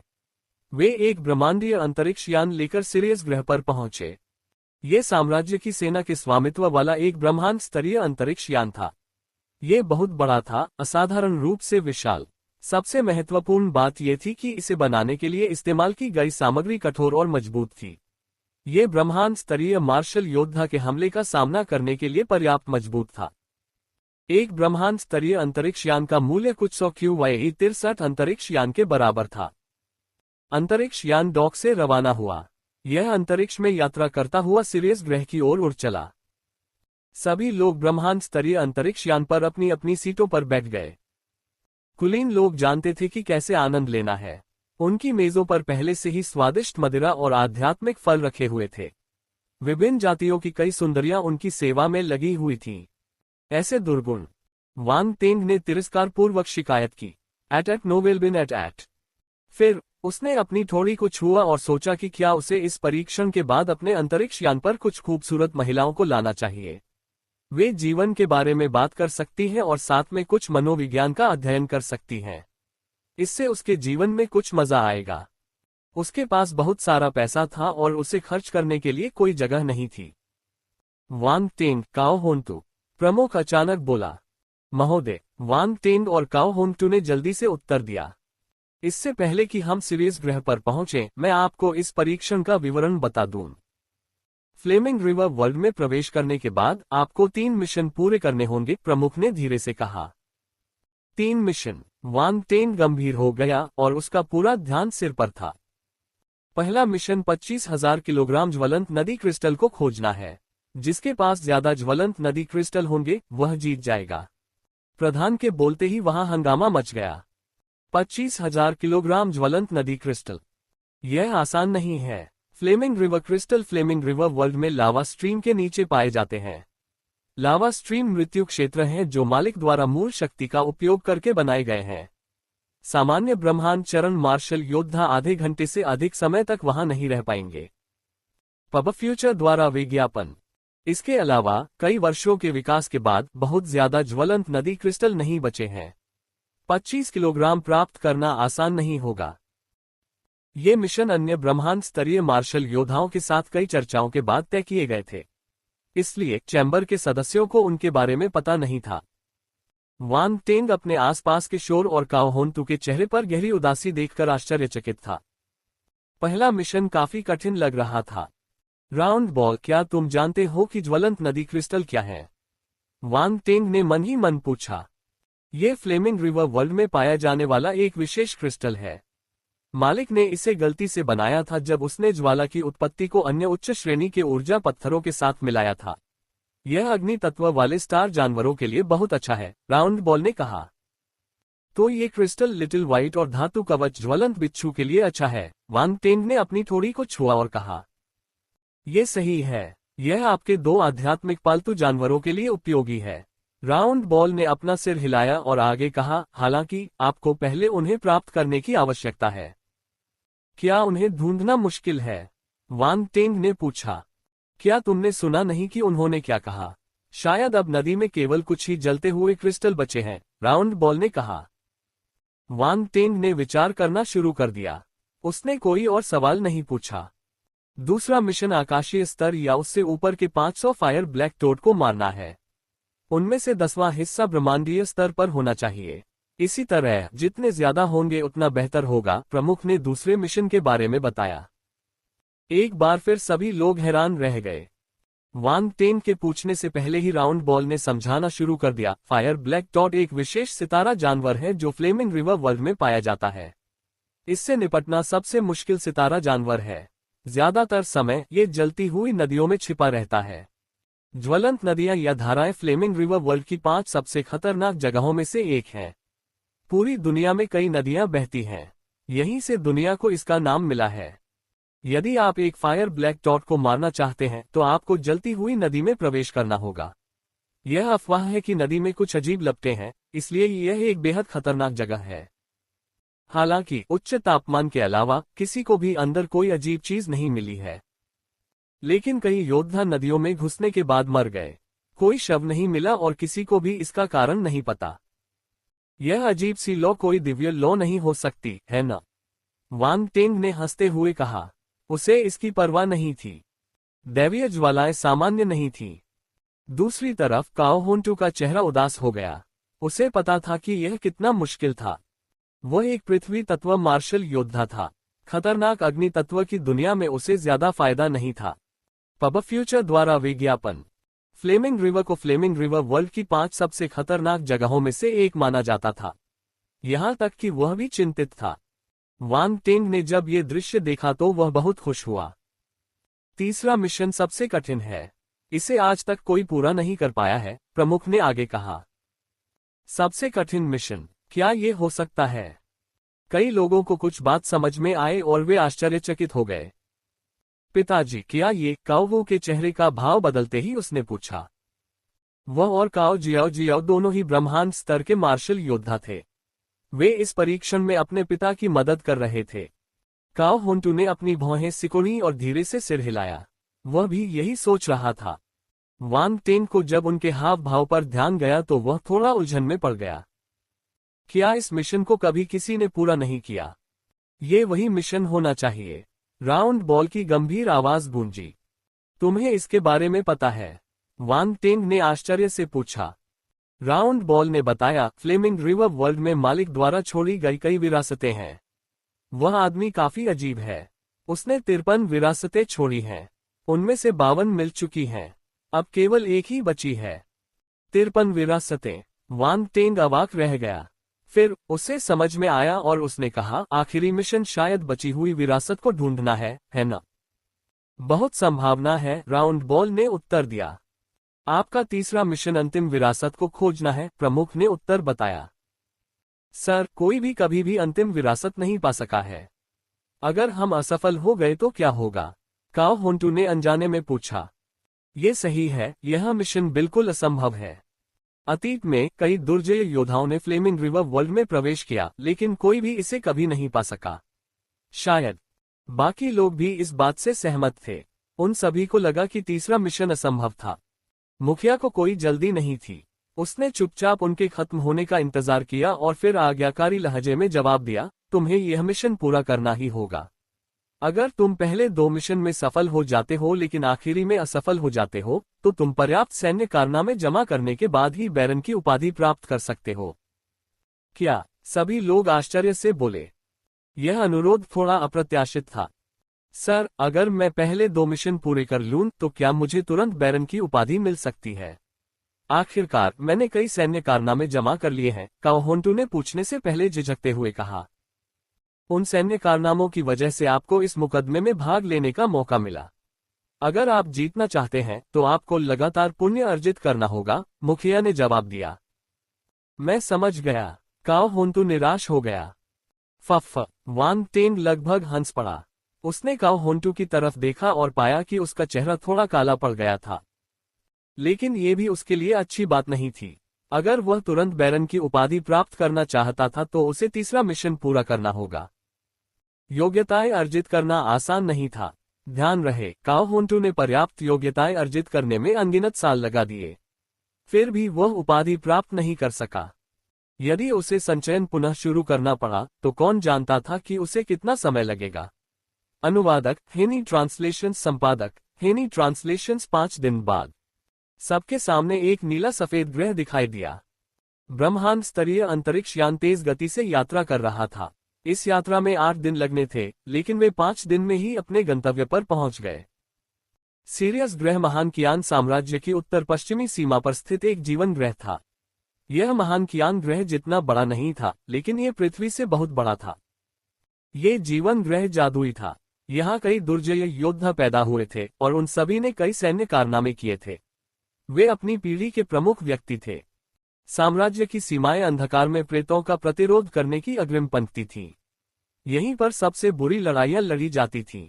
जो कोई भी अग्रिम पंक्ति में बच जाता वह साधारण नहीं होता। फ्लेमिंग रिवर वर्ल्ड का मालिक उनमें से एक था। ब्रह्मांड स्तरीय अंतरिक्ष यान उतरा और सीरियस ग्रह की गोदी पर खड़ा हो गया। वांग टेन चैम्बर के प्रमुख के साथ उतरा। उन्हें लेने के लिए गाड़ियां आईं। उड़ती हुई कार में बैठकर वांग टेंग ने ग्रह पर मौजूद नजारों की प्रशंसा की। वे व्यस्त सड़कों से गुजरे और शहर के बाहरी इलाके में पहुंचे। वे जंगल में प्रवेश कर गए। फ्लेमिंग रिवर वर्ल्ड शहर में नहीं था। रून ऊर्जा से चलने वाली उड़ने वाली कार 1 घंटे से ज्यादा समय तक यात्रा करती रही और फिर रुक गई। सबके सामने एक विशाल घाटी दिखाई दी जिसके बीच में इमारतें खड़ी थीं। यह एक समृद्ध दृश्य था। ये वह जगह होनी चाहिए जहां फ्लेमिंग रिवर वर्ल्ड के मालिक के वंशज रहते हैं। राउंड बॉल की आवाज वांग टेन के दिमाग में आई। उड़ती हुई कार घाटी में रुकी और तुरंत ही उनका स्वागत करने के लिए कोई आया। वह व्यक्ति एक मध्यम आयु वर्ग का स्वर्ग चरण मार्शल योद्धा था जिसके लंबे लाल बाल थे। उसने मुस्कुराते हुए कहा, क्यूई परिवार ने आपके आगमन के बारे में जानने के बाद लंबे समय तक तैयारी की। ये हमारा सम्मान है। सिर ने उसकी ओर सिर हिलाया। सर, कृपया इस तरफ आइए। क्यू त्यानचेंग ने आदरपूर्वक सिर झुकाकर आगे बढ़ने का रास्ता दिखाया। आपको परेशान करने की कोई जरूरत नहीं है। कृपया हमें सीधे फ्लेमिंग रिवर वर्ल्ड ले आइए, मुखिया ने कहा। ठीक है, कृपया मेरे पीछे आओ। क्यूई त्यानचेंग ने सिर हिलाया। उसने उन पर कोई दबाव नहीं डाला। वे उसके नेतृत्व में घाटी में गहराई तक चले गए। ये जगह एकांत और कड़ी सुरक्षा वाली थी। ये क्यूई परिवार का निषिद्ध क्षेत्र था, ऐसी जगह जहां दूसरे लोग प्रवेश नहीं कर सकते थे। Ads by pub future. अचानक एक विशाल लाल पेड़ सबके सामने आया। वह सीधे आसमान में उड़ गया। पेड़ बहुत बड़ा था। अगर 10 लोग हाथ जोड़कर उसके चारों ओर घूमे तो शायद वे उसका चक्कर न लगा पाए। इतना बड़ा तना था। शाखाएं आग की तरह लाल पत्तियों से भरी हुई थीं, जैसे हवा में लपटें जल रही हों। ये पवित्र और दिव्य लग रहा था। विशाल वृक्ष के चारों ओर एक मोटी अग्निशक्ति तैर रही थी। उसके आसपास कोई अन्य पौधा नहीं था। विशालकाय अजगर जितनी मोटी जड़ें जमीन से बाहर निकली हुई थीं। वे असाधारण रूप से खुरदरी और विशाल लग रही थीं। ये पेड़, वांग टेंग अचंभित रह गया। यहाँ थे। क्यू त्यानचेन रुक गया और सामने के विशाल पेड़ की ओर इशारा किया। फ्लेमिंग रिवर वर्ल्ड का प्रवेश द्वार पेड़ के छेद में है। फ्लेमिंग रिवर वर्ल्ड एक पेड़ पर है। प्रश्नवाचक चिन्ह। वांग टेंग हैरान रह गया। उसका चेहरा अविश्वास से भर गया। तुम इतना हंगामा क्यों कर रहे हो? एक छोटी सी दुनिया कहीं भी हो सकती है। ये किसी ग्रह जितना बड़ा या रेत के कण जितना छोटा हो सकता है। ब्रह्मांड के शिखर पर कुछ मार्शल योद्धा धूल के कण के भीतर एक जीवन ग्रह के आकार की छोटी दुनिया को स्थापित करने में सक्षम है। यह कोई अजीब बात नहीं है कि यह एक पेड़ में है, राउंड बॉल ने तिरस्कार के साथ कहा। एक धूल का कण। वांग टेंग को राउंड बॉल के व्यंग्यात्मक लहजे से कोई परेशानी नहीं हुई, या यूं कहें कि उसके पास इसकी परवाह करने का समय ही नहीं था। जब उसने सुना कि उसने क्या कहा तो वह अचंभित रह गया। एक ब्रह्मांड मंच मार्शल योद्धा धूल के एक कण में एक छोटी सी दुनिया बना सकता है। ये कितना भयावह था। ये कौशल रहस्यमय और स्वर्ग विरोधी था। इसमें कोई आश्चर्य नहीं कि पाका परिवार ने एक ब्रह्मांड स्तरीय मार्शल योद्धा को अपमानित करने की हिम्मत नहीं की। एक ब्रह्मांड स्तरीय मार्शल योद्धा वास्तव में अत्यंत शक्तिशाली था। उन्हें कम करके नहीं आंका जाना चाहिए। कुछ अन्य लोग भी यह बात पहली बार सुन रहे थे, इसलिए वे भी चकित थे। उन्हें विश्वास करना कठिन लग रहा था। एट नोबल बन एट। क्यू त्यानचेंग ने जब उनके हाव भाव देखे तो वह गर्व से मुस्कुराया। मेरे पूर्वज इस अग्नितुंड वृक्ष के नीचे स्वर्ग चले गए। जाने से पहले उन्होंने यहाँ 10 दिन और 10 रात तक साधना की और अंततः अपनी असाधारण क्षमता और कौशल का उपयोग करके इस छोटी सी दुनिया को इस अग्नितुंड वृक्ष में बंद करने में कामयाब रहे। फ्लेमिंग रिवर मार्शल योद्धा असाधारण प्रतिभा का व्यक्ति है। मैं चाहता हूं कि वह बाधा को पार कर सके और उच्च क्षेत्र में प्रवेश कर सके। मुखिया ने आह भरी और अपना सिर हिलाया। क्यू त्यानचेंग भी दुखी दिखाई दिए। एक ब्रह्मांड स्तरीय मार्शल योद्धा की मृत्यु उनके परिवार के लिए एक बड़ी क्षति थी। दुर्भाग्य से एक ब्रह्मांड चरण मार्शल योद्धा के लिए शाश्वत चरण तक पहुंचना बेहद मुश्किल था। अपने सभी संसाधनों और धन का निवेश करने के बावजूद वे उसे आगे बढ़ने में मदद करने में असमर्थ थे। सब लोग फ्लेमिंग रिवर वर्ल्ड ढहने की कगार पर है। हमें इस दुनिया में प्रवेश करने वाले लोगों की संख्या को सख्ती से नियंत्रित करने की आवश्यकता है और उनकी क्षमता ब्रह्मांड स्तर से अधिक नहीं होनी चाहिए। यदि नहीं तो परिणाम अकल्पनीय होंगे। क्यू त्यानचेंग ने अपना संयम संभाला और कहा। मुखिया ने सिर हिलाया। उसने वांग टेंग और काओ होंटू की ओर देखा। क्या आप सब तैयार हैं? सर, मैं तैयार हूं, काओ होंटू ने धीमी आवाज में कहा। वांग टेंग ने जवाब दिया, मेरी तरफ से भी कोई समस्या नहीं है। ठीक है, आगे बढ़ो। मुखिया ने अपना हाथ हिलाया और क्यूई त्यानचेंग से कहा, मिस्टर क्यूई, कृपया फ्लेमिंग रिवर वर्ल्ड खोलो। Ads by pub future. हाँ। क्यू त्यानचेंग ने जवाब दिया और आगे बढ़ गया। उसके हाथ में एक लाल लाल टोकन दिखाई दिया। उसने उसे पेड़ के सामने लहराया। टोकन से प्रकाश की एक लाल किरण निकली और पेड़ के छेद में जा गिरी। बूम! सभी ने पेड़ के छेद में एक जोरदार विस्फोट सुना। फिर चमकदार लाल रोशनी की एक किरण निकली, साथ ही गर्म लहरें भी उठीं। आपके पास सिर्फ 15 दिन हैं। अगर आप तब तक बाहर नहीं आए तो आप भी फ्लेमिंग रिवर वर्ल्ड के साथ गायब हो जाएंगे, क्यूई त्यानचेंग ने गंभीरता से कहा। याद दिलाने के लिए धन्यवाद। काओ होंटू ने अपनी मुट्ठियां भींच ली। धन्यवाद। वांग टेंग ने भी ऐसा ही किया। फ्लेमिंग रिवर वर्ल्ड के अंदर कोई और नहीं है। स्टार बीस्ट को लगता है कि दुनिया गायब होने वाली है, इसलिए वे बेहद बेचैन और चिड़चिड़े हैं। किसी भी समय दंगा हो सकता है, क्यूई त्यानचेंग ने कहा। लगता है मुश्किलें फिर बढ़ गई हैं। वांग टेंग ने मन ही मन एक कड़वी मुस्कान दी। मैंने वह सब कह दिया है जो मुझे कहना चाहिए था। ये टोकन है। लौटते समय टोकन द्वारा दिए गए संकेतों का पालन करें। कृपया। उसके हाथ की एक लहर के साथ लाल रोशनी की दो किरणें वांग टेंग और काओ होंटू की ओर बढ़ीं। उन्होंने टोकन लिया और जेब में रखने से पहले उसका अध्ययन किया। फिर वे चैम्बर के प्रमुख की ओर देखने लगे। उनके सिर हिलाने पर वे अपनी टीमों के साथ बाहर चले गए। दोनों पक्षों में 5-5 लोग थे। काओ जियाओ जियाओ और काओ वू के अलावा अन्य 2 सदस्य भी ब्रह्मांड चरण के मार्शल योद्धा थे। उनमें से एक ने काले गाउन में लपेटा हुआ था, इसलिए कोई भी उसकी पहचान नहीं जानता था। वांग टेंग की टीम सरल थी। वह आगे खड़ा था और उसके पीछे 4 लोग ग्रे गाउन पहने हुए थे। कुछ भी दिखाई नहीं दे रहा था। क्यू त्यानचेंग ने जब उनकी पोशाक देखी तो उसे हंसी आ गई। काओ होंटू अपनी टीम को आगे ले आया। पहले तो उसकी आभा स्वर्ग मंच के योद्धा जैसी थी, लेकिन उसके हर कदम के साथ उसकी आभा कम होती गई। ये दूसरे स्तर के स्वर्ग चरण से पहले स्तर के स्वर्ग चरण तक चली गई। अंत में ये 9वें स्तर के ब्रह्मांड चरण तक पहुंच गई और वहीं रुक गई। अब तक वह पेड़ के छेद तक पहुंच चुका था और बिना किसी हिचकिचाहट के अंदर चला गया। लाल रोशनी की चमक के साथ वह गायब हो गया। टीम के अन्य सदस्य भी उसके पीछे पीछे चले गए और सबके सामने से गायब हो गए। वांग टेंग ने पलकें झपकाईं। वह बिना किसी हिचकिचाहट के अपनी टीम को पेड़ के छेद की ओर ले गया। जैसे ही एनलैन पेड़ के छेद की ओर बढ़ा, उसकी आभा भी बदलने लगी।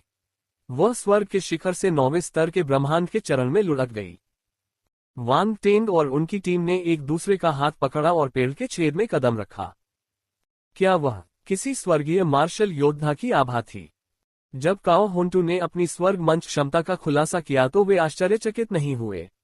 आखिरकार हर कोई इसके बारे में जानता था। हालांकि वे एनलैन से चकित थे। ग्रे गाउन पहने वह शांत आदमी भी एक स्वर्गीय मार्शल योद्धा था। हॉन्फना। ये दिलचस्प होता जा रहा है। काओ होंटू ने कभी उम्मीद नहीं की होगी कि वांग टेंग के पीछे एक स्वर्गीय मार्शल योद्धा छिपा होगा। उसने ये कैसे किया? उसके जैसा ग्रह स्तर का योद्धा स्वर्ग स्तर के योद्धा की सहायता कैसे प्राप्त कर सकता है? सभी ने अपनी हैरानी से उबरते हुए एक लंबी सांस छोड़ी। चेहरे पर अजीब से भाव लिए वे चर्चा करने लगे। पाकस परिवार के वाल्टेरू ने एक लंबा चेहरा बनाया। वह पेड़ के छेद को ठंडेपन से घूरता रहा। वह चाहता था कि वह जल्दी से अंदर चला जाए, लेकिन बहुत देर हो चुकी थी। प्रवेश द्वार गायब हो गया था। अब कोई भी अंदर नहीं जा सकता था। अगर वह चाहे भी तो चैम्बर का मुखिया राजी नहीं होगा। क्यूई त्यानचेंग हैरान था। उसने नहीं सोचा था कि दोनों तरफ एक स्वर्ग स्तर का मार्शल योद्धा होगा। क्या हो रहा था? क्या यह एक सरल परीक्षण नहीं था? स्वर्ग स्तर के मार्शल योद्धा इसमें क्यों भाग ले रहे थे? चाहे ये फ्लेमिंग रिवर वर्ल्ड कितना भी जादुई क्यों न हो, स्वर्ग स्तर के मार्शल योद्धा के लिए इसके लाभ सीमित हैं। वे इसमें क्यों गए? रुको, क्या यह अंतिम विरासत हो सकती है? क्यू त्यानचेन की नजरें तेज हो गईं। हालांकि वह जानता था कि उसे पूछना नहीं चाहिए। ये परीक्षण साम्राज्य के ब्रह्मांड चरण मार्शल योद्धाओं द्वारा लिया गया एक संयुक्त निर्णय था। भले ही उनके क्यूई परिवार के पास कुछ शक्ति थी, वे इसे रोक नहीं सकते थे। वे केवल उनके साथ सहयोग कर सकते थे। इसके अलावा क्यूई परिवार का पतन हो रहा था। इस पीढ़ी में कोई भी ब्रह्मांड स्तरीय मार्शल योद्धा नहीं आया था। अगर यह जारी रहा तो उनका भविष्य खतरनाक होगा। हमारे पूर्वज ने हमारे लिए सीधे विरासत क्यों नहीं छोड़ी? अगर उन्होंने ऐसा किया होता तो हमारा क्यूई परिवार इस स्थिति में नहीं होता। क्यूई त्यानचेंग ने अपना सिर हिलाया और अपने दिल में विलाप किया। दुनिया घूमने लगी। कुछ क्षण पहले वे अभी भी क्यूई निवास में थे। पलक झपकते ही उन्होंने लावा की धाराओं को नदियों में विलीन होते देखा। वांग टेंग और उनकी टीम मध्य हवा में थी। अचानक वे लावा में गिर गए। उन्हें प्रतिक्रिया करने का ज्यादा समय नहीं मिला। प्लोंक प्लोंक। वांग टेंग के चेहरे पर भाव बदल गए। उसने तुरंत अपने शरीर को एमरल्ड ग्लेज्ड फ्लेम से ढक लिया ताकि तेज गर्मी से बचा जा सके। फिर वह लावा की धारा से बाहर निकल गया। Boom boom boom. वे सभी 5 लोग लावा से बाहर कूद पड़े और किनारे पर आ गिरे। एनलैन और वांग टेंग को कोई चोट नहीं आई। हालांकि बाकी 3 मेचा के शरीर से भाप निकलती देखी जा सकती थी। उन पर पहने गए भूरे रंग के गाउन जल गए थे, जिससे उनके मेचा शरीर नीचे दिखाई दे रहे थे। उनकी त्वचा पर लाल धब्बे थे, जैसे तेज गर्मी में पिघली हुई धातुएं। से 5 लावा धारा से बाहर निकलकर किनारे पर खड़े हो गए। उनके चारों ओर से अभी भी गर्मी की लहरें आ रही थीं और जमीन बहुत ज्यादा गर्म थी। एक ग्रह स्तर का मार्शल योद्धा खड़ा भी नहीं हो सकता था। क्या सब ठीक है? वांग टेंग ने एन लेन और अन्य लोगों की ओर देखते हुए पूछा। मैं ठीक हूँ, एन लेन ने अपना सिर हिलाया और फिर अन्य 3 कॉस्मोस स्टेज मेचा से पूछा, एन फैंग, एन जियान, एन डोन। आप लोगों का क्या हाल है? कुछ नहीं है, बस थोड़ी गर्मी है। अगर हम जल्दी से प्रतिक्रिया नहीं करेंगे तो हम मुसीबत में पड़ जाएंगे, एक मेचा जाति के मार्शल योद्धा ने जवाब दिया। ये लावा धारा असली चीज है, यहाँ तक कि हमारा शरीर भी इसे सहन नहीं कर पाएगा, एक अन्य मेचा जाति के मार्शल योद्धा ने कहा। सावधान रहो, अगर तुम पिघले हुए लोहे के तालाब में बदल गए तो मुझे तुम्हारे शरीर को फिर से बनाने के लिए पैसे खर्च करने पड़ेंगे। ये परेशानी वाली बात है, एन लेन ने चेतावनी दी। मौन। वांग टेन को ये सुनकर अजीब सा एहसास हुआ। इससे कोई फर्क नहीं पड़ता कि मेचा का शरीर नष्ट हो गया है या नहीं। आप बस पैसे देकर इसे बदल सकते हैं। ये कितना अच्छा लग रहा है। उसे थोड़ी ईर्ष्या हुई। समझ गया बॉस। एन फैंग ने अपना यांत्रिक सिर रगड़ा। झनकार। एन लेन ने गुस्से में एन फैंग के सिर पर जोरदार थप्पड़ मारा और जोर से आवाज लगाई।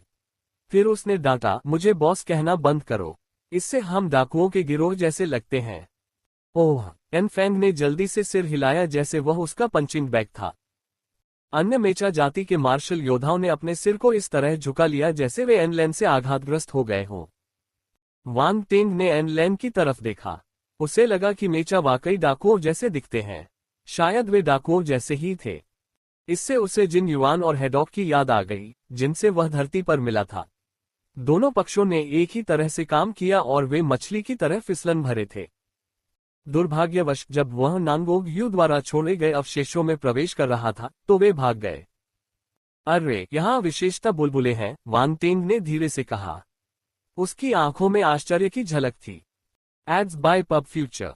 कुछ ही दूरी पर लावाधारा से कुछ विशेष बुलबुले उभरे।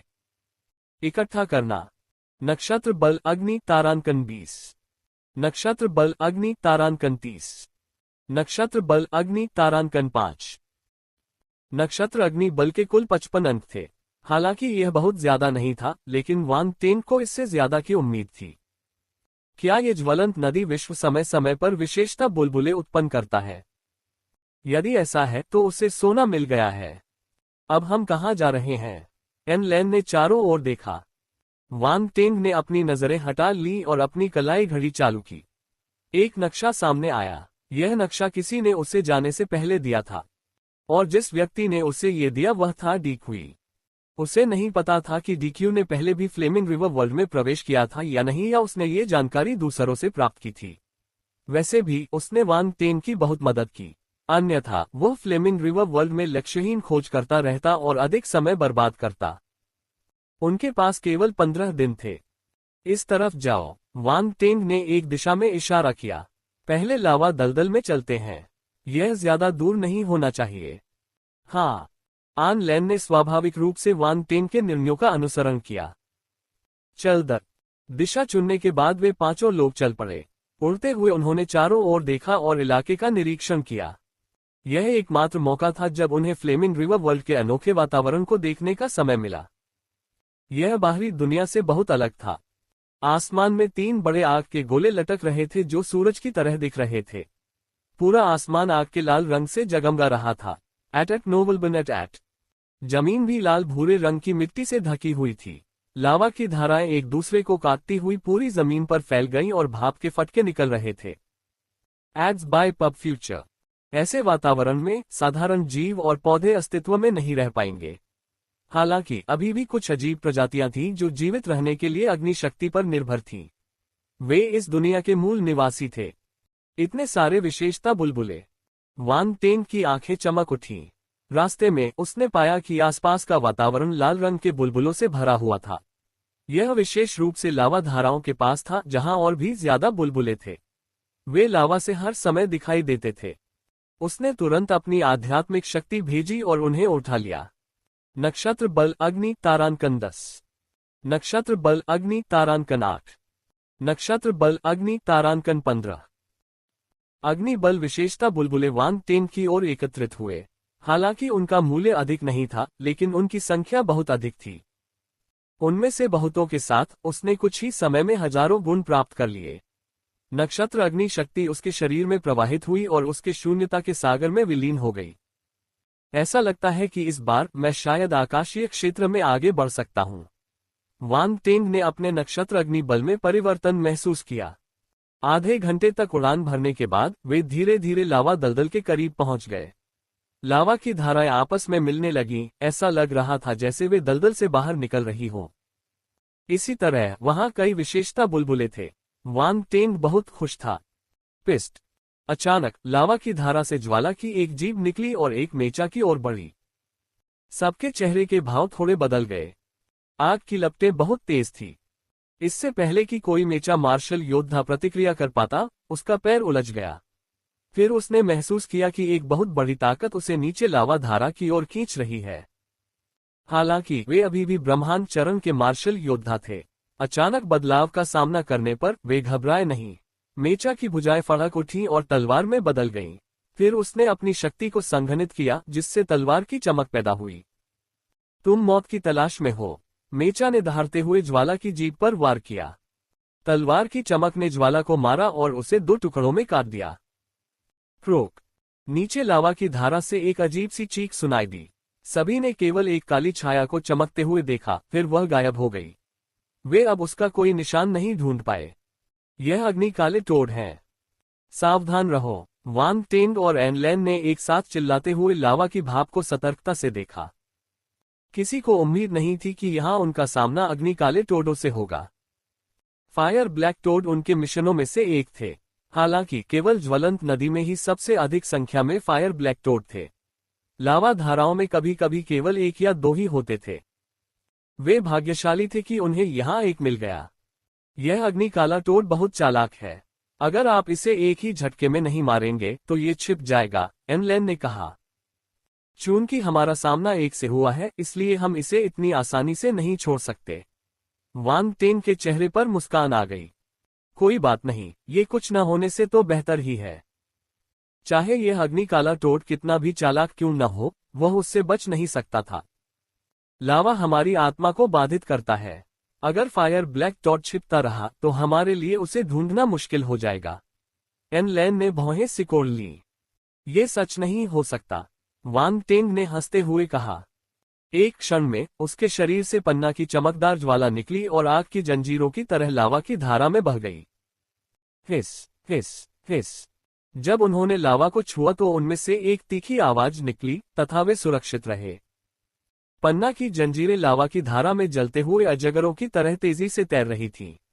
वान टेंग ने अपनी आध्यात्मिक शक्ति का इस्तेमाल किया और लावा के नीचे की स्थिति को भांप लिया। मिल गया। कुछ देर बाद उसकी आंखें चमक उठीं। फिर उसने जंजीरों को नियंत्रित करके लावा धारा में एक जगह की ओर जाने लगा। क्रोक। अजीब सी आवाज फिर आई और इस बार यह और भी तेज थी, जैसे कि वह घबराहट में हो। धमाका। एक जोरदार धमाके के साथ लावा फट गया और चारों ओर फैल गया। लावा की धारा से एक बहुत बड़ी काली छाया बाहर निकली। यह एक लाल टोड था जिसकी पीठ पर बहुत सारे दाने थे। फायर ब्लैक टोड ने धारा से छलांग लगाकर दूसरी दिशा में भागने की कोशिश की। हालांकि कई जंजीरों ने उसे भगा दिया। तुम अभी भी भाग रहे हो। वान टेंग शांत था। पन्ना की चमकदार लौ एक बड़े जाल में बदल गई और हर दिशा को कवर कर लिया। क्रोक। अग्नि में काले टोड को यह उम्मीद नहीं थी कि उस पर हमला होगा और उसने अपना सिर एमरल्ड ग्लेज्ड फ्लेम द्वारा बनाए गए जाल में पटक दिया। क्रोक। वह पागलों की तरह संघर्ष कर रहा था और उसकी पीठ पर मौजूद गांठें फट गईं। लावा के बूंदे उभरे और एमरल्ड ग्लेज्ड फ्लेम द्वारा बनाए गए जाल में कई छोटे छोटे छेद कर दिए। उसने अपने पंजे घुमाकर जाल को फाड़ दिया और भागने का अवसर पाने की कोशिश करने लगा। मेरे प्यारे, भागो मत, वान टेंग चिल्लाया और उसके हाथ में एक काला बर्फ का भाला दिखाई दिया। Neither Frost. ये वह विशेष बर्फ थी जो उसने नेदरवर्ल्ड जायंट पाइथन पर पाई थी। यह अग्नि तत्व तारा जानवरों को रोकने में सक्षम थी। यह अग्नि काले टोड से निपटने के लिए बिल्कुल सही वस्तु थी। स्वूश। उसके हाथ की एक लहर के साथ लंबा भाला बाहर निकल आया। ये काली रोशनी की किरण में बदल गया और फायर ब्लैक टोड पर गिर गया। खतरे को भांपते हुए फायर ब्लैक टोड ने बड़े जाल में बेतहाशा संघर्ष करना शुरू कर दिया। वह अपने शरीर के आधे हिस्से को छुड़ाने में कामयाब रहा, लेकिन तब तक बहुत देर हो चुकी थी। नेदर फ्रॉस्ट से बना लंबा भाला एक पल में फायर ब्लैक टॉड के ऊपर आ गया। फिर उसने उसके शरीर में वार किया। छींटे। एक लाल फूल खिला, उसकी सुंदरता दुख की चीख से और भी बढ़ गई। क्रोक। लंबे भाले के प्रहार से फायर ब्लैक टोड का विशाल शरीर उड़ गया। जोरदार धमाका हुआ, वह कुछ दूर जमीन पर जा गिरा। हालांकि वह अभी भी जीवित था। वह संघर्ष करता रहा, अपने अंगों से जमीन पर ठोकर मारता रहा ताकि वह लंबा भाला बाहर निकाल सके। स्वूश। लंबे भाले से एक ठंडी हवा निकली और फायर ब्लैक टोड के शरीर में फैल गई। उसकी सारी ताकत और खून जम गया। उसी समय इसकी सतह पर काली बर्फ की एक परत दिखाई दी। अग्नि काले टोड ने संघर्ष करना बंद कर दिया। उसका शरीर अकड़ गया और वह वहीं जम गया। अब जीवन के कोई लक्षण नहीं दिख रहे थे। ये बर्फ। एनलेन ने आंखें सिकोड़ कर देखा। जब उसने नेदर फ्रॉस्ट को देखा तो वह चकित रह गया। Ads by pub future. वह फायर ब्लैक टॉड के सामने उतरा और बर्फ को छू लिया। उसकी हड्डियों में ठंडक गहराई तक उतर गई, साथ ही उसके मेचा शरीर पर बर्फ की एक परत जम गई। क्या शक्तिशाली ठंड है, एक अन्य मेचा मार्शल योद्धा ने कहा। वांग टेंग, मुझे नहीं पता था कि तुम भी बर्फ तत्व वाले मार्शल योद्धा हो। ये सामान्य ठंड नहीं है ना? एनलेन ने जांच करते हुए वांग टेंग को गौर से देखा। ये कुछ खास नहीं है। वांग टेंग ने बेपरवाही से अपना हाथ हिलाया और फायर ब्लैक टॉड के पास जाकर उसे नापा। एनलेन के पास कहने को कुछ नहीं था। उसके जैसा सामान्य व्यक्ति इस युवक से बातचीत नहीं कर सकता था, जिसे नाटक करना बहुत पसंद था। यह अग्नि में काला टोड संभवतः आकाशीय मंच के 5वें स्तर पर है। एनलेन ने गहरी सांस ली और कहा। वांग टेंग ने सिर हिलाया और अग्नि में काले टोड द्वारा गिराए गए विशेषता बुलबुले को उठा लिया। नक्षत्र बल अग्नि तारांकन 3500। अग्नि जीव तारांकन 1।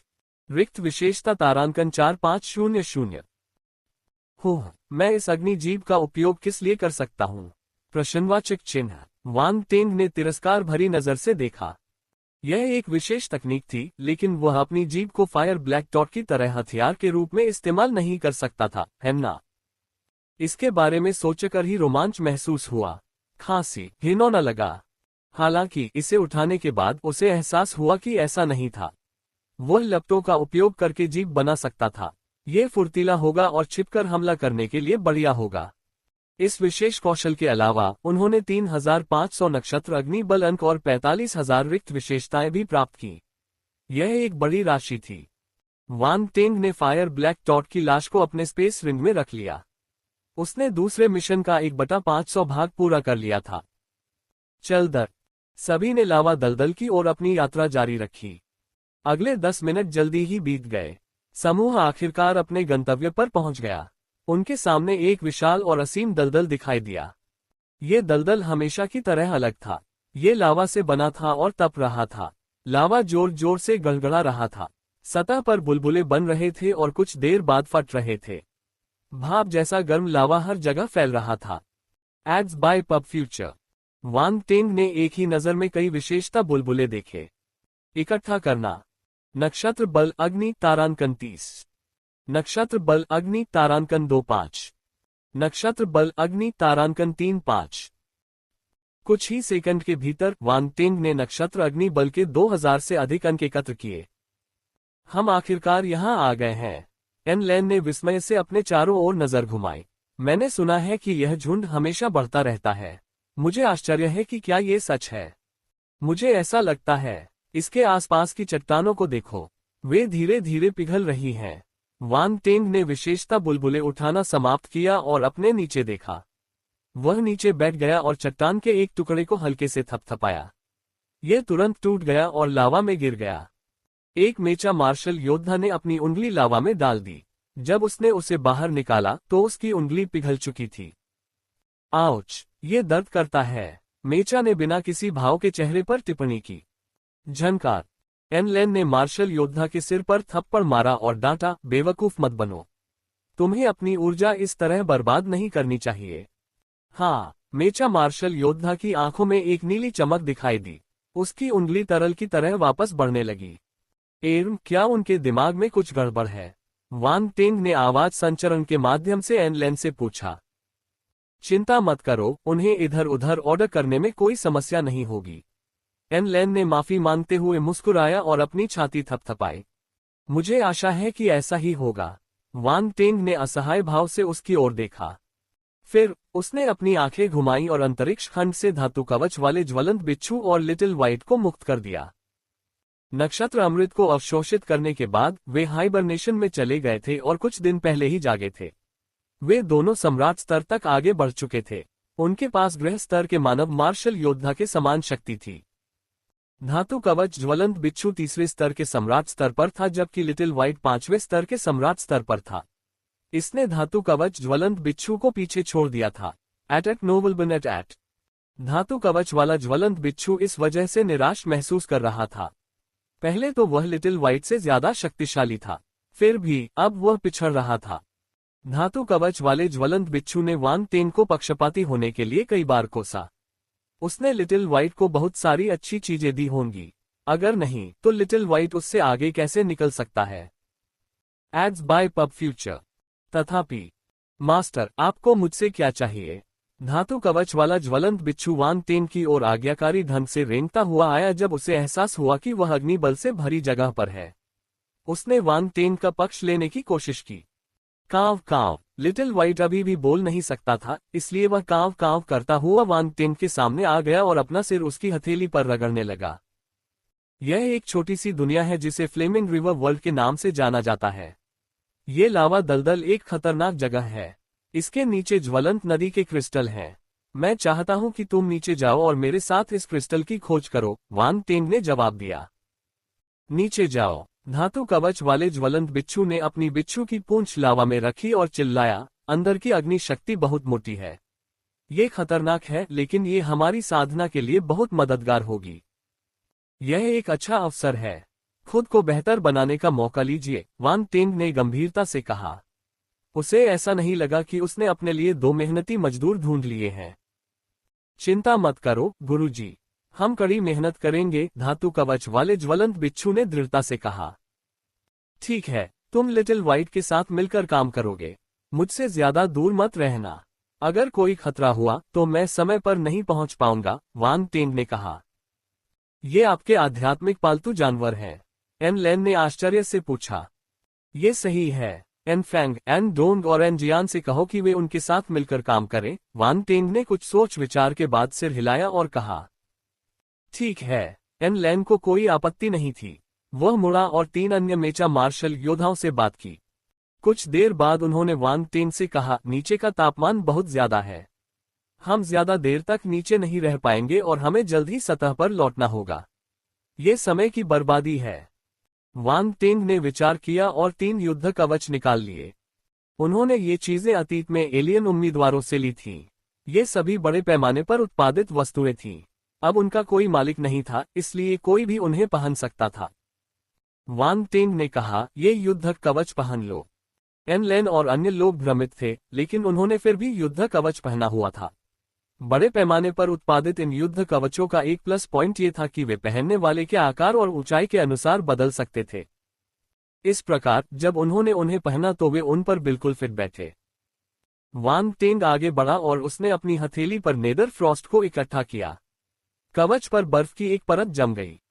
एन लेन की आंखें चमक उठीं। उसे आखिरकार वांग टेंग की योजना समझ में आ गई। तुम्हें कैसा लग रहा है? वांग टेंग ने पूछा। हाँ, यह एक अच्छा विचार है। युद्ध कवच की वजह से ठंड का हम पर बहुत कम असर होगा, एन लेन ने मुस्कुराते हुए जवाब दिया। यह अच्छा है। इसे पहनकर दलदल में प्रवेश करो और तुम लंबे समय तक नीचे रह सकोगे। जब तुम्हें असहज महसूस हो तो मेरे पास आओ और मैं तुम्हें फिर से बर्फ से ढक दूंगा। हाँ, एन लेन ने सिर हिलाया। वांग टेंग ने अपनी टीम का गठन किया और अपनी खोज जारी रखी। चलो चलें। जैसे ही उसने ये कहा, सभी लोग लावा दलदल में कूद पड़े। Plant plant plant. लावा हवा में फैल गया, जिससे वांग टेंग और उनकी टीम डूब गई। नीचे जाते समय उन्होंने अपने शरीर पर नियंत्रण रखा। लावा दलदल। यहां सिर्फ लावा ही दिखाई दे रहा था। भाप हवा में उठ रही थी और लावा खुशी से बुदबुदा रहा था।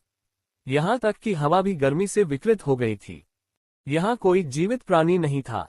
ये जगह बंजर और खाली थी। ये वातावरण रहने के लिए भी उपयुक्त नहीं था। वांग टेन को आश्चर्य हुआ कि इस छोटी सी दुनिया के मालिक ने इसे क्यों बनाया। क्या उसे प्रचुर जीवन और आरामदायक वातावरण वाला एक आदर्श लोक नहीं बनाना चाहिए? ध्यान रखें, सृष्टिकर्ता इस छोटे से संसार में भी प्रवेश कर सकता है। ब्रह्मांड स्तर के कई मार्शल योद्धा अपनी छोटी सी दुनिया में असाधारण मूर्तियां बनाते थे और सभी प्रकार के विशेष फूल और फल लगाते थे। फिर वे कुछ सुंदरियां खरीदते थे और उन्हें अपनी छोटी सी दुनिया में रखकर उनकी सेवा करते थे। उन्होंने अंदर बहुत ही शानदार समय बिताया। लेकिन फ्लेमिंग रिवर वर्ल्ड आराम करने और आनंद लेने की जगह नहीं थी। इस माहौल में रहना यातना जैसा था। वांग टेन को समझ में नहीं आया कि फ्लेमिंग रिवर वर्ल्ड के निर्माता ने अपने लिए ये छोटी सी दुनिया क्यों बनाई। इसका कोई मतलब नहीं था। क्या ऐसा हो सकता है कि यह निर्माता एक कठोर जीवन जीना चाहता था? वांग टेन ने मन ही मन अपने दिल में शिकायत की जैसे ही वह लावा में डूबा और एक रास्ता खोला ताकि वे अंदर यात्रा कर सकें। उन्हें इस बात से राहत मिली कि सतह की तुलना में दलदल के नीचे अधिक विशेषता बुलबुले थे। बुलबुले नीचे की ओर बिखरे हुए थे जो उसकी आंखों में साफ दिखाई दे रहे थे। इकट्ठा करना। नक्षत्र बल अग्नि तारांकन 5-0। नक्षत्र बल अग्नि तारांकन 4-0। नक्षत्र बल अग्नि तारांकन 6-0। जैसे जैसे अधिक से अधिक नक्षत्र अग्नि बल उसकी जेब में प्रवेश करता गया, वांग टेन के चेहरे पर बेकाबू मुस्कान फैल गई। दलदल में वातावरण विशेष था, इसलिए वांग टेन ने अपनी सतर्कता नहीं छोड़ी। भले ही उनकी टीम कमजोर नहीं थी, वह सतर्क रहे। उनकी टीम के सदस्यों ने नेदर फ्रॉस्ट से ढके कवच पहने हुए थे ताकि वे अस्थायी रूप से लावा का प्रतिरोध कर सकें। हालांकि वे अभी भी उच्च तापमान में पिघल जाएंगे। वे यहां लंबे समय तक नहीं रह पाएंगे। Ads by pub future. सौभाग्य से नेदर फ्रॉस्ट विशेष था। अन्य सामान्य ठंड या बर्फ इस स्थान के उच्च तापमान का प्रतिरोध करने में सक्षम नहीं होंगे। जहां तक वांग टेन का सवाल है, वह अलग था। उसने अपने शरीर को पन्ना की चमकदार लौ से ढक लिया जिससे लावा बेकार हो गया। वह दलदल में आजादी से घूम सकता था। एन लैन ने ईर्ष्या से उसकी ओर देखा। यह दिव्य ज्वाला कितनी शक्तिशाली थी। वांग टेन किसी भी सामान्य आग से नहीं डरता था। वांग टेन ने अपनी टीम से ध्वनि संचरण के माध्यम से कहा, अलग हो जाओ, लेकिन बहुत दूर मत जाओ। योजना के अनुसार सभी अलग हो गए। 5 मार्शल योद्धा और 2 आध्यात्मिक पालतू जानवर 2 छोटे समूहों में विभाजित हो गए। वांग टेन और एन लैन एक समूह थे। लिटिल व्हाइट, धातु कवच, ज्वलंत बिच्छू और अन्य 3 मेचा मार्शल योद्धाओं ने एक और समूह बनाया। वांग टेन ने पन्ना की चमकीली ज्वाला को माध्यम के रूप में इस्तेमाल किया और उसमें अपनी आध्यात्मिक शक्ति छिपाई। फिर उसने कई तंबू बनाए और उन्हें लावा में फैला दिया। आगे बढ़ते हुए उसने अपने आसपास का निरीक्षण किया। चलो इस तरफ चलते हैं। अचानक उसकी आंखें चमक उठी क्योंकि उसे कुछ महसूस हुआ। उसने दिशा बदली और अपनी बाईं ओर चला गया। तुम्हें कुछ मिला? एन लैन ने तेजी से उसका पीछा किया और आवाज के माध्यम से पूछा। मुझे वहां एक मोटी नक्षत्र अग्नि शक्ति का आभास हो रहा है। यह शायद जलती हुई नदी के क्रिस्टल हैं, वांग टेन ने कहा। एन लैन ने बिना कुछ पूछे सिर हिला दिया। वह जानता था कि वांग टेन इस माहौल में ज्यादा संवेदनशील था, इसलिए उसने उसकी बात सुनी। उसे कोई अनिच्छा महसूस नहीं हुई। वांग टेन एक शक्तिशाली आध्यात्मिक शक्ति वाला ट्रिपल फील्ड ग्रैंडमास्टर था। यहाँ तक कि एक ब्रह्मांड चरण दिव्य आत्मा गुरु के रूप में उसने ये कहने की हिम्मत नहीं की कि वह वांग टेन से अधिक शक्तिशाली था। आन लैन एक स्वर्ग स्तर का मार्शल योद्धा और एक ब्रह्मांड स्तर का दिव्य आत्मा गुरु था। इन दोनों का संयोजन अत्यंत शक्तिशाली था। कुछ समय बाद वांग टेन ने अपने सामने और भी विशेषता वाले बुलबुले देखे। उसकी आंखें चमक उठीं। लगता है ये लावा दलदल मेरी किस्मत वाली जमीन है। प्रश्नवाचक चिन्ह। वांग टेन ने अपने दिल में बड़बड़ाया। उसने अपनी आध्यात्मिक शक्ति जारी की और विशेषता बुलबुले उठाए। नक्षत्र बल अग्नि तारांकन 8-0। नक्षत्र बल अग्नि तारांकन 5-0। नक्षत्र बल अग्नि तारांकन 1-0-0। इन विशेषता बुलबुले का मूल्य ऊपर वाले से ज्यादा है। ऐसा लगता है कि यह सही जगह है। यहाँ ज्वलंत नदी क्रिस्टल होने चाहिए। वांग टेन ने अपनी जगह पर रुककर एन लैन को इशारा किया। फिर उसने अपनी नजर नीचे की ओर केंद्रित की। मिल गया। यहाँ अग्नि शक्ति अधिक है। वांग टेन ने नीचे की ओर इशारा किया। Ads by pub future. जमीन के नीचे। इसे मुझ पर छोड़ दो। एन लेन ने ठहाका लगाया। उसने अपना हाथ हिलाया और उसके शरीर से प्रकाश की एक किरण निकली। धमाका। यह नीचे जमीन में घुस गया। दलदल के तल पर चट्टान की परत बेहद खास थी। यह अत्यधिक उच्च तापमान को झेलने में सक्षम थी और सामान्य चट्टानों की तुलना में अधिक कठोर और सख्त थी। फिर भी प्रकाश की किरण की विनाशकारी शक्ति ने इसे नष्ट कर दिया। नीचे की परत में तुरंत एक कट लग गया। दरार से एक घनी लाल चमक निकल रही थी। एन लेन को अपनी शक्ति का पूरा एहसास था। जैसे ही उसने निचली परत को काटा और लाल चमक देखी, वह रुक गया। वांग टेंग को अंततः प्रकाश की किरण की वास्तविक पहचान दिखी। यह एक शंकु के आकार का आध्यात्मिक हथियार था। यह एन लेन के नियंत्रण में पागलों की तरह घूम रहा था और चट्टान के नीचे की कठोर परत को भेद रहा था। ये है 1000 आयुध पोत। वांग टेंग चौंक गया। हा, तुम सही हो। मुझे नहीं लगा कि तुम इसे एक नजर में पहचान लोगे। एन लेन हंसा। उसके हाथ की एक लहर के साथ आध्यात्मिक हथियार विभिन्न भागों में विघटित होने लगा। ये फिर से एक परिचित ब्लैक बॉक्स बनाने के लिए संयोजित हुआ जिसे वांग टेंग जानता था। अच्छा हुआ, जब मैंने 1000 आयुध पोत बनाया था तब मुझे पता था कि इसमें कई संयोजन हैं। वास्तव में इस रूप को देखने के बाद यह एक अद्भुत हथियार है, वांग टेंग ने कहा। एट नोबल बन एट। एन लेन ने जो ब्लूप्रिंट दिया था उसमें सभी संयोजन शामिल नहीं थे। यह शायद वह तुरुप का पत्ता था जिसे एन लेन ने अपने पास रख लिया। लोहार को 1000 आयुध पोत बनाने का सिद्धांत तो पता होगा, लेकिन संयोजनों के बिना उसकी शक्ति बहुत कम हो जाएगी। वांग टेंग को पता था कि कुछ ऑर्डर पर बनाए गए आध्यात्मिक हथियार विशिष्ट होते हैं। कोई नकली नहीं होता। यह उन बड़े पैमाने पर उत्पादित हथियारों की तरह नहीं था। वे एक निश्चित ग्रेड के थे, लेकिन वे अद्वितीय नहीं थे। उनकी तुलना इन विशेष हथियारों से नहीं की जा सकती थी। ये 1000 आयुध पोत मेचा जाति द्वारा डिजाइन किया गया एक आध्यात्मिक हथियार था। उनके अलावा वांग टेंग शायद एकमात्र व्यक्ति था जिसने इसे छुआ था। एन लेन को पता था कि वांग टेंग क्या सोच रहा था। चूंकि उसने इसे यहां से निकाला था, इसलिए उसने इसे उससे छिपाने की योजना नहीं बनाई थी। उसने दलदल के तल की ओर इशारा किया। चलो एक नजर डालते हैं। वांग टेंग ने सिर हिलाया और नीचे की ओर डूबता हुआ उस स्थान पर पहुंचा जहां से लाल बत्ती आई थी। चट्टान की परत के नीचे आग जैसे लाल क्रिस्टल का एक टुकड़ा दिखाई दे रहा था। यह दृश्य आंखों को चकाचौंध कर देने वाला था। ये ज्वलंत नदी के क्रिस्टल हैं। राउंड बॉल की आवाज वांग टेंग के दिमाग में उभरी। ये थोड़ा उत्साहित लग रहा था। आप बहुत भाग्यशाली हैं। आपने उन्हें इतनी जल्दी पा लिया। हाँ, मेरे पास एमरल्ड ग्लेज्ड फ्लेम है, इसलिए अग्नि तत्वों से भरी जगहें मेरे लिए बहुत आसान है। वांग टेंग ने ठहाका लगाया। वह अच्छे मूड में था। चलो खुदाई शुरू करते हैं। उन्होंने एन लेन को बुलाया और दोनों ने खुदाई शुरू कर दी।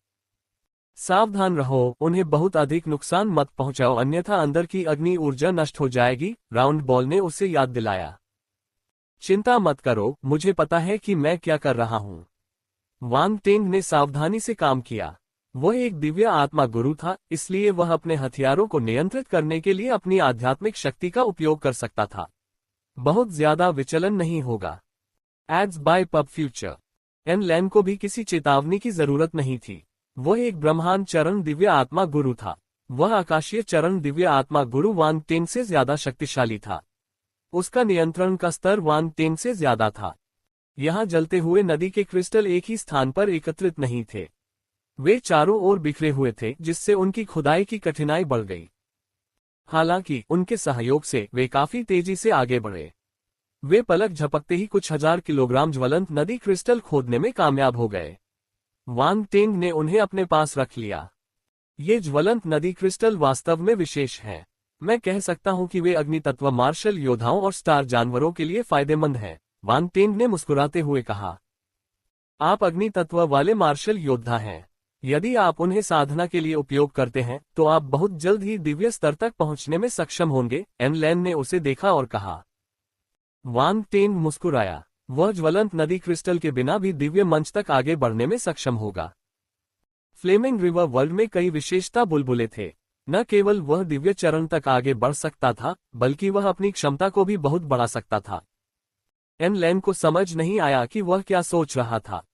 उसने सोचा कि वांग टेंग को खुद पर बहुत भरोसा था और वह जलती नदी के क्रिस्टल का इस्तेमाल करने से घृणा करता था। किसी सफलता के लिए स्वयं पर भरोसा करना बाहरी ताकतों पर निर्भर रहने से बेहतर है।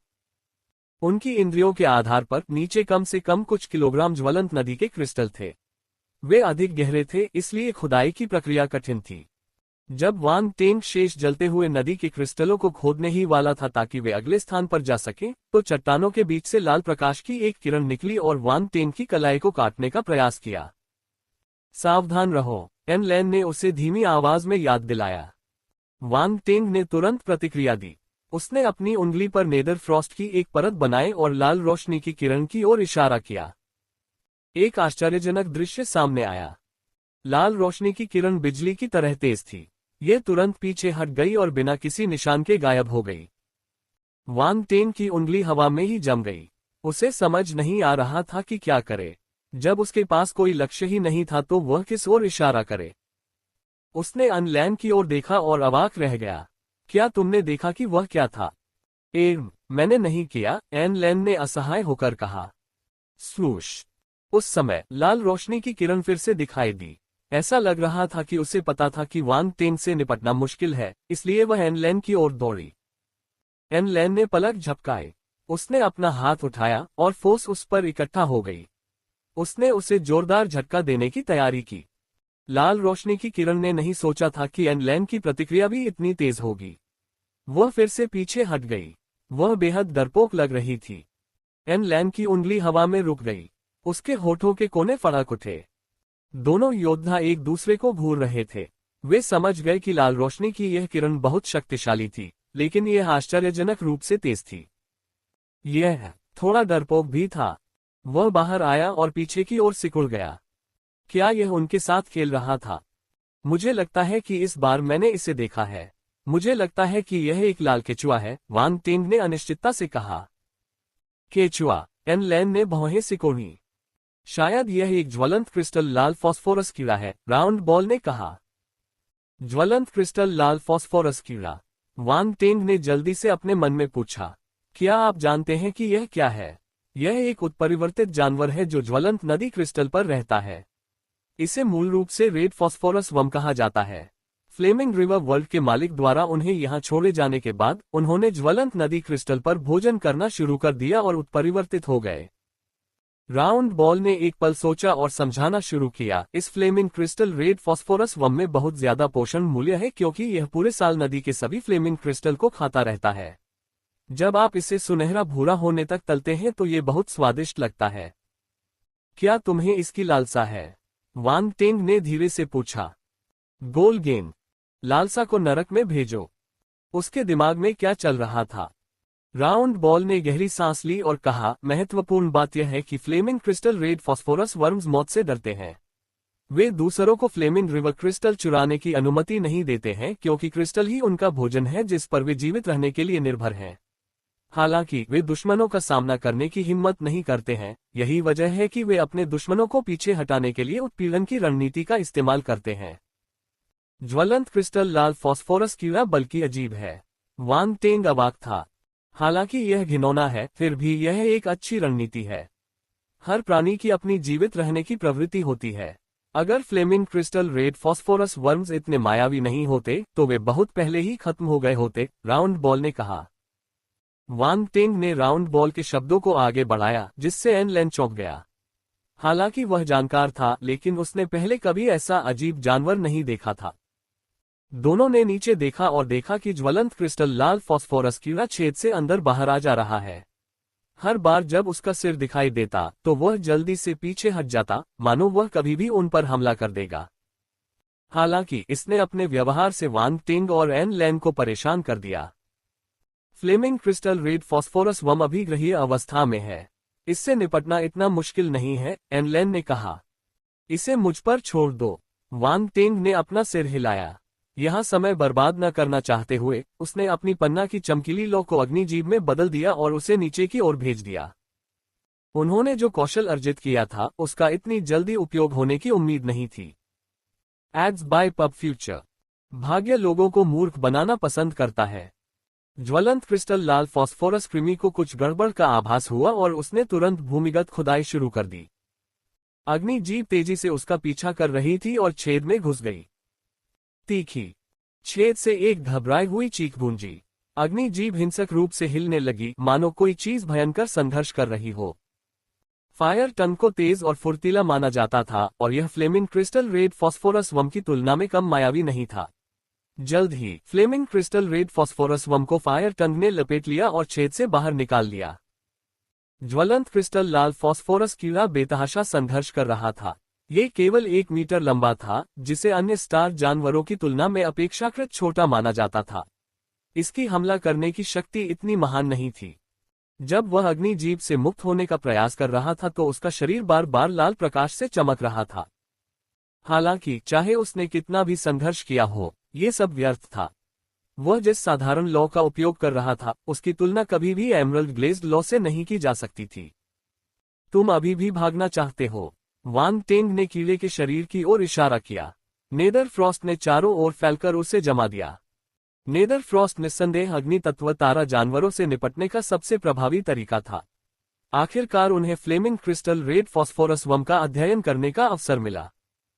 1 मीटर लंबा शरीर गहरे लाल रंग का था और कुछ हद तक पारदर्शी था, जैसे कि यह ज्वलंत क्रिस्टल से बना हो। इसके सिर पर 2 छोटी छोटी आंखें थीं, जो थोड़ी मूर्खतापूर्ण और इतनी घृणित नहीं लग रही थीं। ज्वलंत क्रिस्टल लाल फॉस्फोरस कृमि के जम जाने के बाद इसकी जीवन शक्ति समाप्त हो गई और कुछ विशेष बुलबुले गिर गए। नक्षत्र बल अग्नि तारांकन 600। ज्वाला की उत्पत्ति 2। रिक्त विशेषता 1200। ज्वाला की उत्पत्ति। वान टेन की आंखें सिकुड़ गईं, जैसे उसने कुछ अविश्वसनीय देख लिया हो। ज्वाला की उत्पत्ति एक ऐसी शक्ति थी जो केवल एक ब्रह्मांड स्तरीय मार्शल योद्धा के पास ही हो सकती थी, फिर भी यह इस छोटे से कीड़े से निकली थी। एड्स बाय पब फ्यूचर ये कोई मतलब नहीं था। एक ब्रह्मांड मंच मार्शल योद्धा मूल की शक्ति को विकसित कर सकता है और इसे एक छोटी दुनिया की नींव के रूप में इस्तेमाल कर सकता है। फिर छोटी दुनिया एक विकास से गुजरेगी। ज्वलंत नदी के क्रिस्टलों का निर्माण ज्वाला की उत्पत्ति द्वारा हुआ था, जो दर्शाता है कि वे कितने असाधारण थे। ज्वाला की उत्पत्ति का निशान वान टेन के शरीर में विलीन हो गया और उसके अंगों और हड्डियों के चारों ओर घूमने लगा। ये धीरे धीरे उसके दिमाग में आग के नक्षत्र में विलीन हो गया और शांत हो गया। हफ। वान टेन ने एक गहरी सांस छोड़ी और उसकी नजरें चमक उठी। उसने एक ऐसी मूल शक्ति प्राप्त की जिसे केवल ब्रह्मांड स्तर के मार्शल योद्धा ही विकसित कर सकते थे। हालांकि यह केवल एक छोटी सी मात्रा थी, फिर भी यह एक मूल शक्ति थी और इसे कम करके नहीं आंका जाना चाहिए। वान टेंग ने फिर ज्वलंत क्रिस्टल लाल फॉस्फोरस कृमि को अपने अंतरिक्ष वलय में रखा और एनलेन से कहा, खुदाई जारी रखो। एनलेन ने सिर हिलाया और वान टेंग के साथ मिलकर काम किया। वह एक सवाल पूछना नहीं भूला, तुम्हारा हुनर कुछ फायर ब्लैक टॉट की जीप जैसा क्यों दिखता है? क्या ऐसा है? मुझे लगता है कि आपने इसे गलत देखा है। वान टेंग का दिल धड़क उठा। उसने अपने हाव भाव में कोई बदलाव किए बिना जवाब दिया। क्या ऐसा है? एनलेन ने इस पर ज्यादा ध्यान नहीं दिया और ज्वलंत नदी क्रिस्टल के खनन पर ध्यान केंद्रित किया। 10 मिनट बाद क्षेत्र में सभी ज्वलंत नदी क्रिस्टल खोदे गए, जो कुल मिलाकर लगभग 2000 किलोग्राम थे। ये काफी बड़ी फसल थी। एट नोबल एट। वान टेंग ने अपने आसपास के माहौल को फिर से महसूस किया और जब उसने पुष्टि कर ली कि वहां कोई ज्वलंत नदी क्रिस्टल नहीं है, तो उसने एनलेन को वहां से चले जाने के लिए कहा। चल दर। इसके बाद उन्हें जलते हुए नदी के क्रिस्टल के कुछ बिखरे हुए टुकड़े मिले। हालांकि उनकी पहली खोज की तुलना में यह मात्रा बहुत कम थी, कुल मिलाकर यह 1000 किलोग्राम से भी कम थी। एनलेन के युद्ध कवच को ढकने वाला नेदर फ्रॉस्ट ज्यादातर पिघल चुका था। वान टेंग ने जल्दी से उसके लिए एक और परत जोड़ दी। लिटिल व्हाइट की टीम भी वान टेंग के पास लौट आए और उसने अन्य मेचाओं के लिए भी नेदर फ्रॉस्ट की पूर्ति कर दी। मास्टर, हम 4000 किलोग्राम से अधिक ज्वलंत नदी क्रिस्टल खोजने में कामयाब रहे। धातु कवच ज्वलंत बिच्छू भाग गया और श्रेमान गा। ओह! वान टेंग थोड़ा हैरान हुआ। तुम्हें 4000 किलोग्राम से ज्यादा मिला। हाँ, ये सब स्पेस रिंग में है। देखो, धातु कवच वाले ज्वलंत बिच्छू ने स्पेस रिंग थूक दी। स्पेस रिंग आमतौर पर उसके मुंह में रखी जाती थी। Ads by pub future. Wang Teng ने घृणा से अपनी आंखें घुमाईं। वह इसे अपने हाथों से नहीं पकड़ पाया और आध्यात्मिक शक्ति का उपयोग करके इसे ऊपर ले आया। अंदर देखने पर उसने जलते हुए नदी के क्रिस्टल का एक छोटा सा ढेर देखा। अच्छा काम। वांग टेन संतुष्ट था और उसने धातु के कवच वाले ज्वलंत बिच्छू के बख्तरबंद खोल को थपथपाया।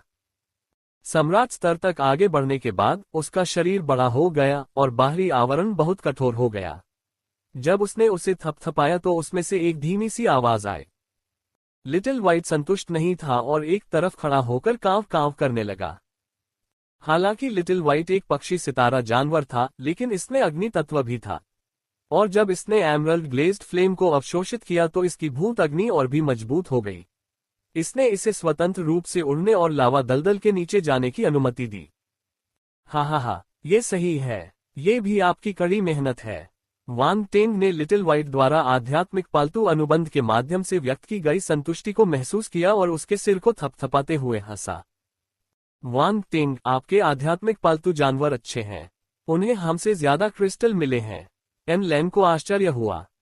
लिटिल व्हाइट और धातु कवच वाले ज्वलंत बिच्छू ने मोर की तरह अपने सिर उठाए। वे जानते थे कि उनके सामने यांत्रिक भागों का टुकड़ा बेहद शक्तिशाली था और वे उसकी प्रशंसा पाकर बहुत खुश थे। एन लैन को नहीं पता था कि वह उनकी नजर में सिर्फ एक शक्तिशाली मशीनी हंक था, अन्यथा वह शायद गुस्से से मर जाता। स्वर्ग स्तर के मार्शल योद्धा को यांत्रिक भागों का एक टुकड़ा माना जाता था। वह ये सहन नहीं कर सका। वे अग्नि तत्व वाले तारा जानवर हैं और उनमें उत्परिवर्तन हुआ है। वे अग्नि तत्व के प्रति बहुत संवेदनशील हैं। यह आश्चर्य की बात नहीं है कि वे इतने सारे ज्वलंत नदी क्रिस्टल पा सकते हैं। वांग टेंग मुस्कुराया। उत्परिवर्ती सितारा जानवर दुर्लभ हैं और आपके पास उनमें से 2 हैं। आप भाग्यशाली हैं। एन लैन ने ईर्ष्या में अपना सिर हिलाया।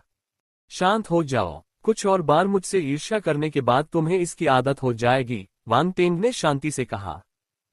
एन लैन, मैं इसकी आदत नहीं डालना चाहता। हमारे पास 10,000 किलोग्राम से भी कम है, जो जरूरी संख्या से काफी कम है। हमें और ज्यादा मेहनत करनी होगी। सभी लोग लगे रहें, वांग टेंग ने हाथ हिलाते हुए कहा। सभी ने बातचीत बंद कर दी और पुनः कुछ खोजने के लिए इधर उधर चले गए। समय धीरे धीरे बीतता गया।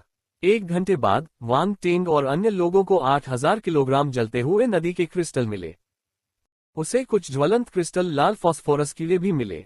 उसने उन सभी को पकड़ लिया और उन्हें अपने अंतरिक्ष रिंग में फेंक दिया। वांग टेंग ने उन्हें तलने की योजना बनाई और देखा कि क्या वह वास्तव में सभी को इस स्वादिष्ट व्यंजन के लिए लालायित कर सकता है। वह एक ग्रैंडमास्टर शेफ थे। उनके लिए हर तरह का अजीबोगरीब खाना चखना आम बात थी।